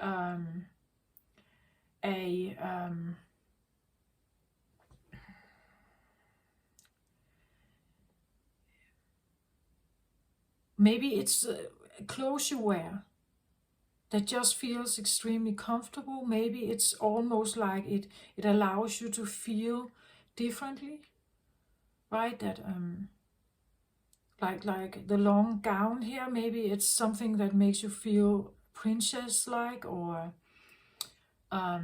again, take that how it resonates. For me, I have been like really not like making a style for myself yet, but or image, or like an outer identity. outwardly identity. I've kind of not done that, but maybe you do that, right? Maybe you want some kind of expression that people can see. Maybe this is something you only express when you know you are safe, when you know it's here, in your safe zone, in this sacred, safe place. Yeah, enter your sacred space, commune with your fairy allies. So we see up here, maybe you can see it like angel-like presence. Maybe there's something about nature, right? The sea or water, and maybe it's something about that there has to be a lot of space, right? A lot of air, maybe. Maybe it's a place where you know you are all alone. It's out, far out in the countryside, and there are no houses here, right? So you know you are quite alone with the spiritual realm here. Take it how it resonates, but it's a place that gives you this feeling that I tried to describe in the beginning, right? Something like that. And so that when you go into this space, you can, maybe you can actually even speak to the master, but you can also maybe practice. What would my master look like? What kind of behavior, what kind of features do they have? What kind of, it could be like what you are envisioning. You're envisioning yourself as a guru perhaps, or something. You envision yourself as a master in something. And when you do that in your sacred space, you can act like it, you can behave like it, you can speak like it, you can like the gestures you make, you can almost practice and become this one.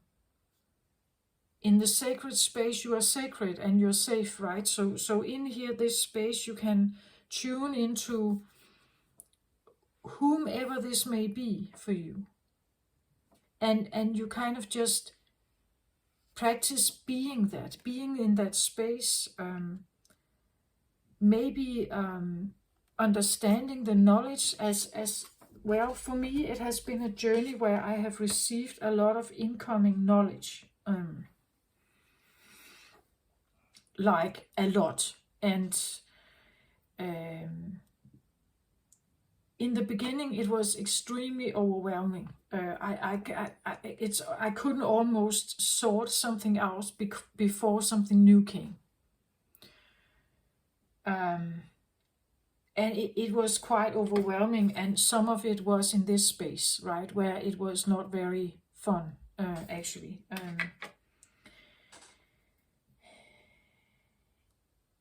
And if you don't feel you're in a safe space,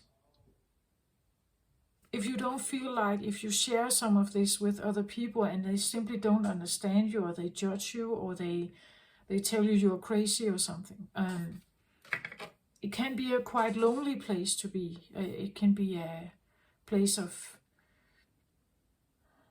maybe hiding a little bit, because you know that maybe not all people will understand or appreciate what you're saying. As I just did, I shared something with you that I believe is going to happen. That it's going to be an inevitable evolutional journey for the humankind. To take them away from the 3D realm into the 5D, something has to change. It cannot stay the same. And this can only come from like changing the perception. The consciousness needs to change. The vibration of the consciousness needs to become more trusting, more loving, more open, more authentic, more real. We shed the masks. We take the ego masks off. And we are going to look at each other now with that kind of vulnerability. But we also have to understand this becomes the new normal. It's not so that you just, that all your defenses are just poof, like taken off. And then you stand there really raw and vulnerable. No, you grow with it. You grow slowly and surely. You shed layers and then you grow. You grow and you figure out maybe a way to protect yourself a little bit. Or if I'm supposed to share this, I can take it if people don't like it, right? If you don't like this video, I can take it. It's all right. It's quite all right. You have free will. You can think whatever you want. So can I. It's an understanding that I am a particular voice here on YouTube. And I am quite aware that maybe not all people like me and like what I do. That's totally fine with me. But when I made some of the first videos, I wasn't really fine with it. I was scared of the criticisms. I couldn't quite maybe deal with them. I would become reactive. I took it personal or something. Now it's different. So you grow, like slowly and surely you grow into this position and holding some kind of knowledge about it.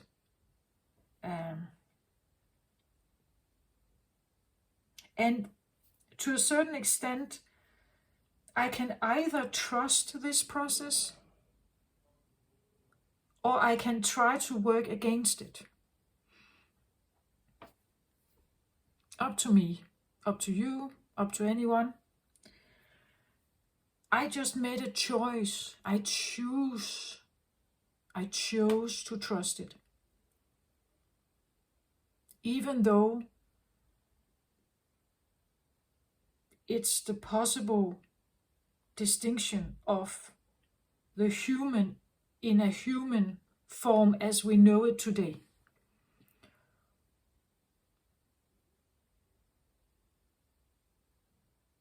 But I go with the heart, right? I go with the bliss. I go with the connection, as opposed to separation. I go with the oneness. I go with the connection. I go with the bliss feeling. I go with the warmth, the tenderness, the care, the understanding, the support. And if I have to sacrifice the idea of the human form as it is today, well, maybe I am ready to do that.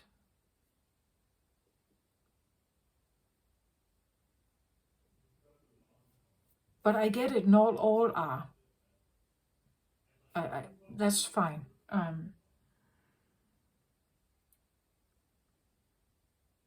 But, well, this is me, right? I share what I have held back on this information a little bit because it's not everyone who gets it. And,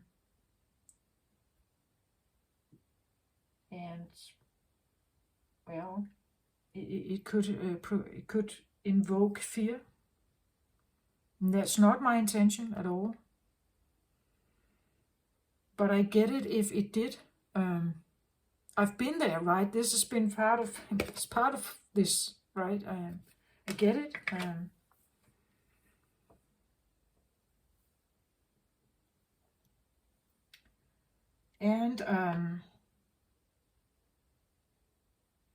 Actually, humans do not like change, right? The ego is there. No, right? We don't really like change that much. Not on that level.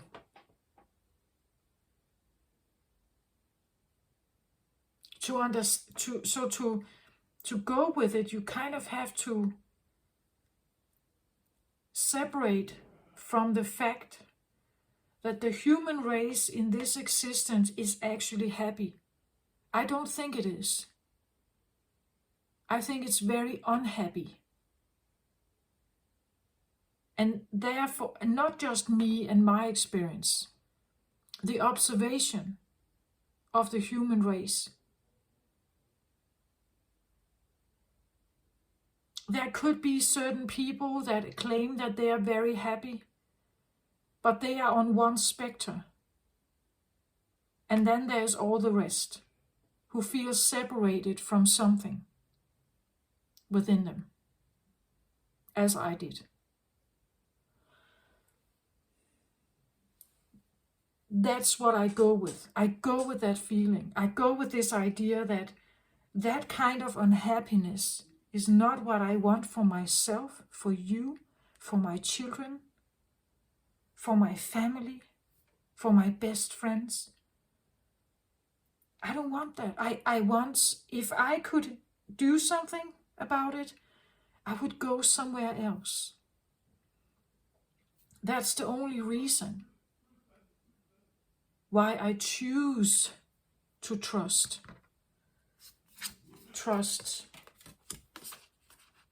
this place here.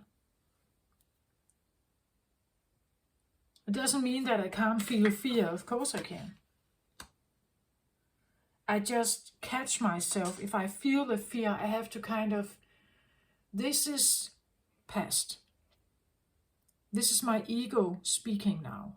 It's past. It has to do with a past experience. I'm in a new vibration. I can think differently. I can change my perspective. I can think that maybe this is not something I have to be frightened about. Maybe this is actually a beautiful new experience. It's a new choice. It's a new beginning of something. Maybe something has to die or something has to end for something new to start. There are ways of seeing stuff, right? I want one more card here from this pile. I want to say what to focus on, maybe. What to focus on. If you somehow feel like you are either here and you're working towards this, or this is suddenly showing up for you, what to focus on maybe. And if you put yourself in this place more and more often,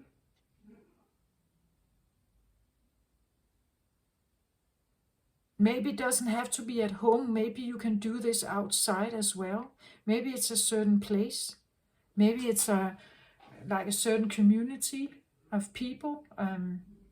Maybe it's God or divinity. Maybe it's a devotion to something.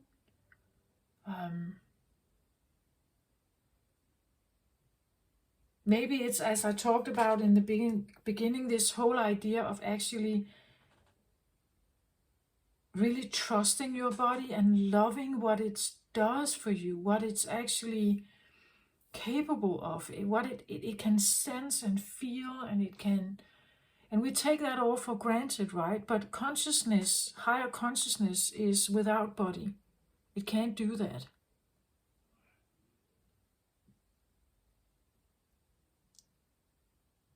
At least that's what people say. That's what I feel. The more and more I connect with the 5D or above, the more bodiless I feel.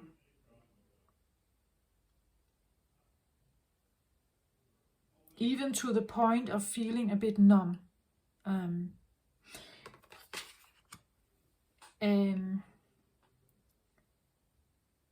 So it's about enjoying it. I feel like enjoy that you can. Enjoy that you can feel this. Sense it. The gentle touch of the wind. You can watch the colors. They are separated here, right? In oneness they are not. At least that's what I believe. In oneness, everything that you can see here is not divided. She is a woman divided from the grass, divided from the water, divided from the air. In oneness, it would be all one here.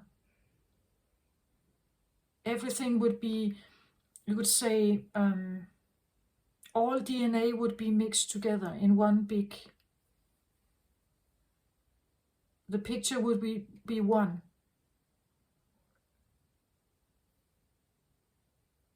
That's my understanding. We are atoms, right? We are atoms, and I represent an atom, you represent another, and so on. Every time I look at a grass straw, it is one atom. Every time I look at this flower, it's an atom. It has this color, another one has another color. The building is there, the wood is there, the brick is there, the sky is there, clouds are there. Something is very dense and something is very elusive. Something is transparent, something is not. Here it's separated, and we can watch it, we can look at it. Especially if you put yourself in this sacred space, you will be able to really tune into the energy of, for instance, a brick wall or a tree or something. You will sense if something is alive or if it's not. The sensitivity is heightened, the psychic gifts are heightened, it's different. The consciousness, the brain changes.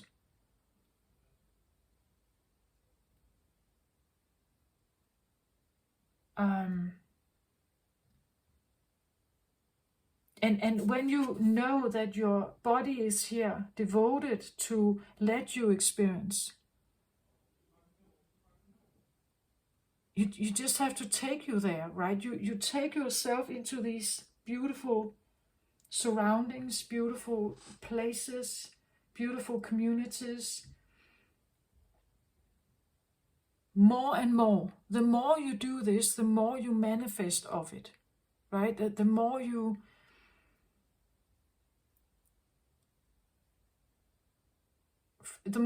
focus on the money, you take yourself out of this place.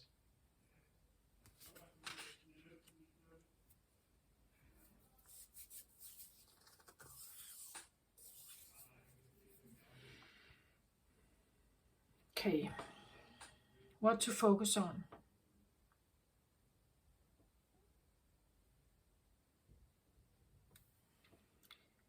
Eight of Swords. Be mindful about the ego, I want to say. Be mindful about the ego and if it wants to imprison you.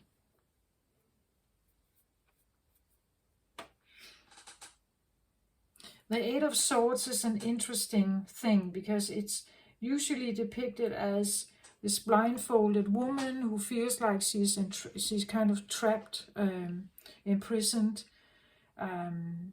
She could potentially get out of this imprisonment, but she doesn't know that she can. Like her way of thinking here, her perception here is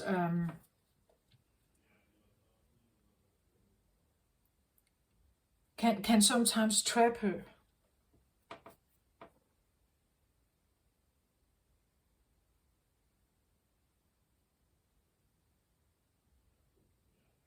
Let's say you have always, your entire life, you were told that you could never amount to anything. You had no talents. You didn't have likability. You didn't have charisma. You didn't have looks. You didn't have you weren't clever, right? So you were told your entire life that you couldn't amount to anything. And if you believe in it, you will feel like her, right? That there's no way out. It becomes your ego, that you're this one trapped who can't ever do anything different, even though she's gorgeous. this one. Um,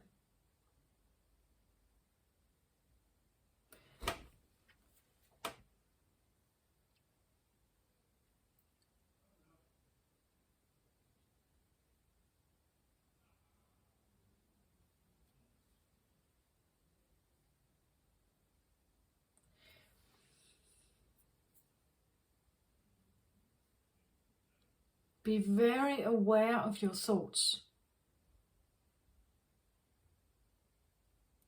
And Aquarius, you think all the time.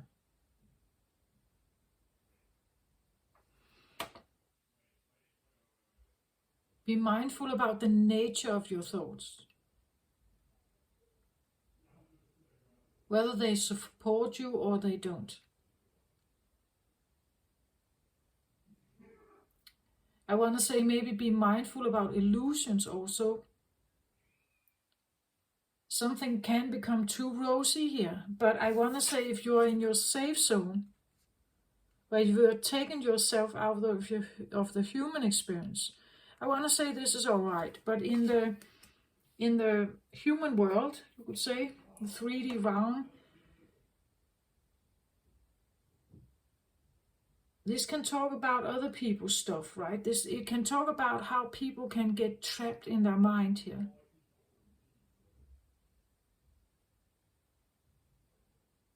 And whoever I'm talking to here, they have figured this out. They figured out that you can become trapped in your mind.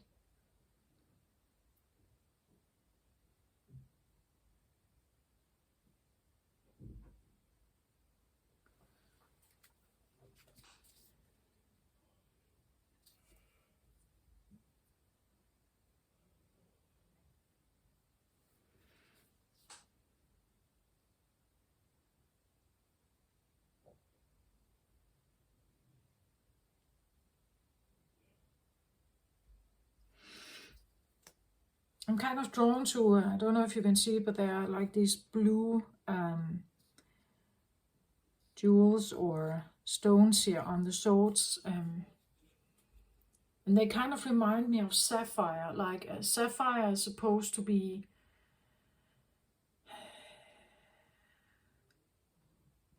like a stone that can connect you with higher self, divinity.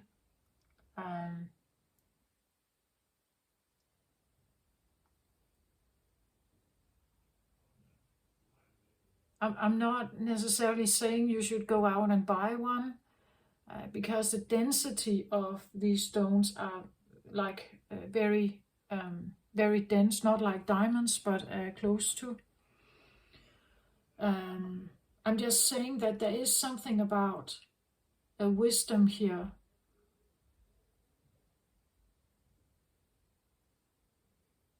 that has to be quite pure.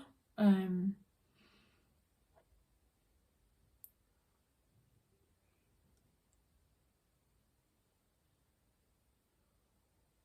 you can use your wisdom, you can use your brain to get out of any kind of ego imprisonment.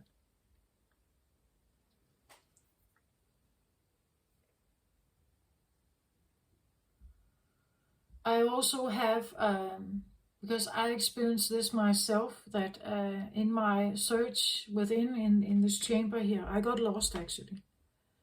I figured out that my thoughts kept pushing me deeper and deeper into something that felt like a rabbit hole. And this is also here as well in this card.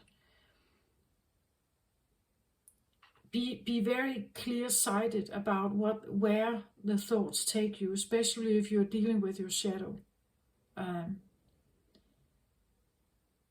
I felt like I kept digging, right? I kept digging into my past, into the ego, into why I felt and thought the way I did, and it revealed something for me. But to a certain point, it just felt like I got the same message. It's like I got it in a different way. It showed up in a different way, but it was kind of the same message. And it felt like I was just going in rounds somehow. So I had to stop digging. I had to like kind of just tell myself, okay, this I cannot go deeper.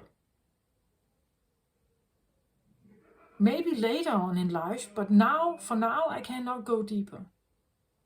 I lay this to rest. That's what I feel like here as well. I want to say this could also talk about being mindful about the imprisoned feminine in you.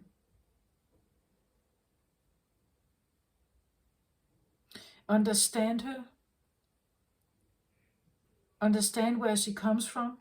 She has felt blindfolded for eons, maybe. She has felt guarded here, watched, overlooked, criticized. She's on her knees here. Right? Be mindful about how this may come across. Take a look at this one. If we see this as the entire feminine energy on the planet, and how much has been done to her. If she has to rise again here, free herself, see again, speak again, what kind of woman are we dealing with here? Because she is not in her best place. Not yet, right? Not yet.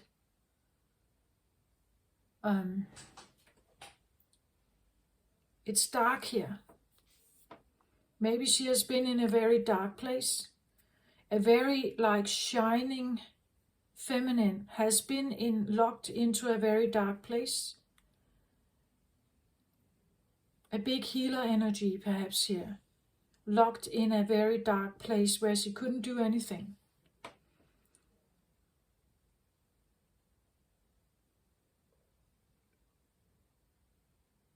So how do you want to greet a person like this?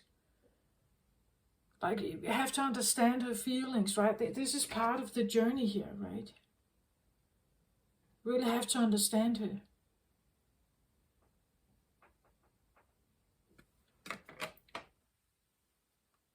And this is also what's in the ego of people, right? This is in the ego of people.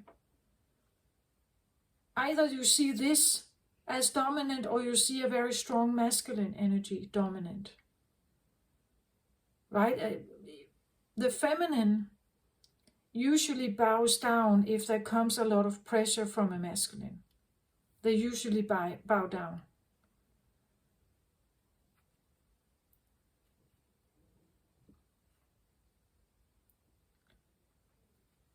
And there's a reason for that, and you have to discover that as well.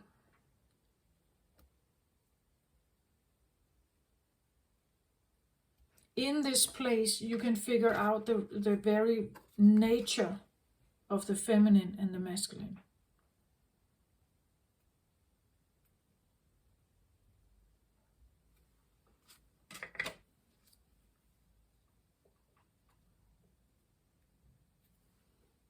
So I feel like when this card comes up and I ask for what to be mindful about, what to be focused on, the traps where your mind can take you, the entrapment of the feminine, and also how to read her, understand her, because the feminine in you usually communicates through the body, not with words. So this is sensations. It's aches and pains. It's headaches. It's maybe blurred eye vision. It's digestion issues. It can be anything. Illness, something like that. She comes up with that. And when I see her here, she feels quite entrapped. And maybe some of you have experienced like illness, the feeling of being defeated somehow.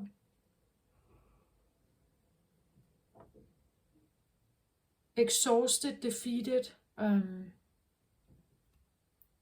what does she need, right? What does this need in you to become healthy again, to become strong again?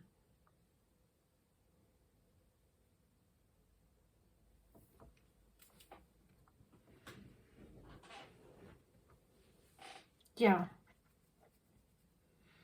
This is what I have for you somehow. I want one more card on the master here. Become the master you seek, because this is somehow, I don't know, I feel a bit cliche. Just become the master you want. Yeah, great. And maybe you know what that is. Maybe you're quite determined. You know your goal. You know where you want to go. You know who you want to become. But if you don't, I feel like this is a really annoying card, right? And sometimes Aquarius is a late bloomer, meaning that it may take a while before they actually find the place where they actually fit in. Maybe they have been through different careers that didn't feel right to them, and now it's like you figured something out that could actually be, this is me, this is where I belong. And this is maybe where you become the master, right? The one who could have guided you when you were younger. So we talk about what guidelines could you have preferred to have when you were young, perhaps, right? Life advice or something. One more card on this. Seven of Roses, the journey. Okay.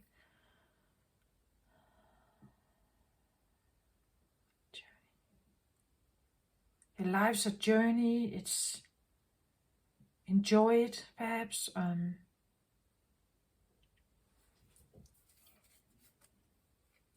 Seven of Roses. Also, there's like a rosy background here on this card. I don't know if you can see it, but there's something about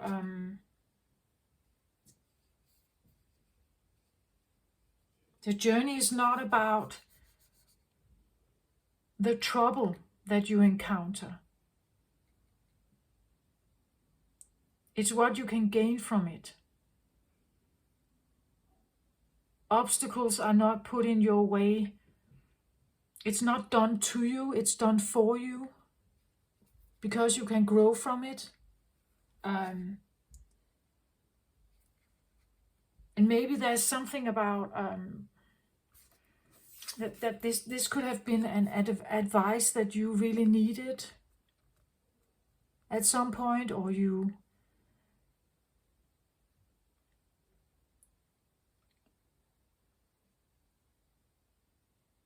it can be an inner voice that you create of someone who could be that wise and tell you some of this, like give you these life advice, guidances, someone very compassionate and supportive and accepting of you. And again, as I said, I take that how it resonates what this is, but maybe that's the one. Well, Jesus, a very empathic, caring, non-judgmental energy maybe here.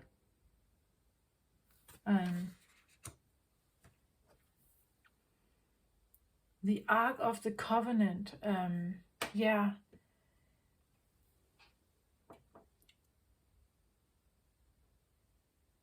It could be something that, like really realizing that you carry something very special.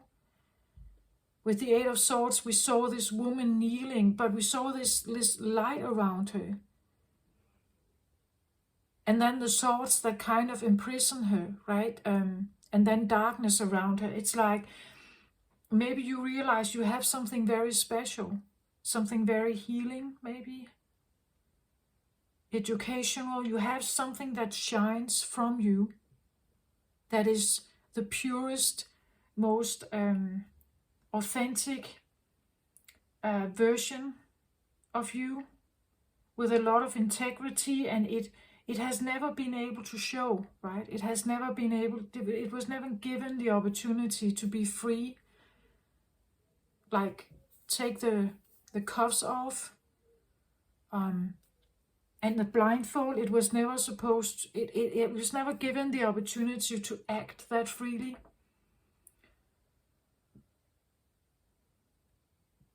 And I just feel like in the safe space you can do that, I think. You can really connect with whatever that is. And if you don't know what, I still don't know exactly what it is for me, but I'm learning, right, that that something feels better for me than others. And the more I include of the balanced things in my life, the more I become aware of what nurtures me, what actually feels comfortable for me. And that I can share, right? That I can share, this approach to life, that money is not necessarily always the answer if you're suffering in it and you feel unhappy in your job. Go with what makes your heart sing, where the peace is, where there is a good balance in life.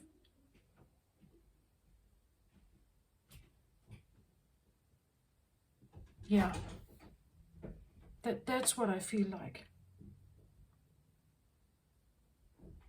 This is what I have for you. Somehow I feel like I should take the upper card.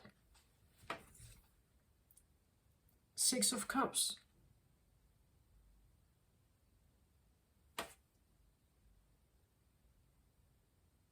Six of Cups talks about happy childhood memories, nostalgia.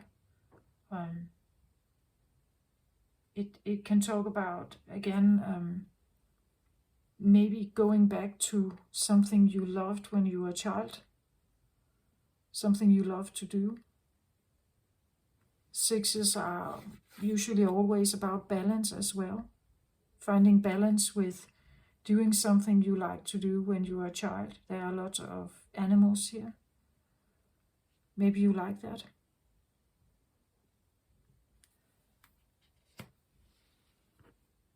Again, we have a boy and a girl, so the yin and the yang and the balance of, again, cups here, cup energy.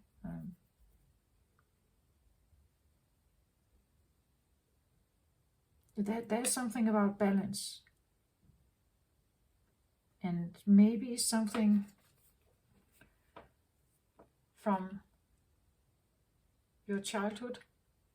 Maybe something from past life, maybe. Look at the light, the shine here of something, right?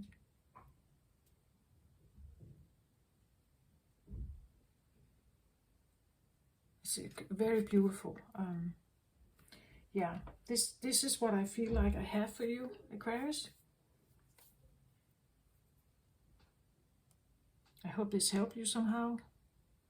Take very good care of yourself out there. I send you my very best. And go here as often as you can. Love and light to you. Bye-bye.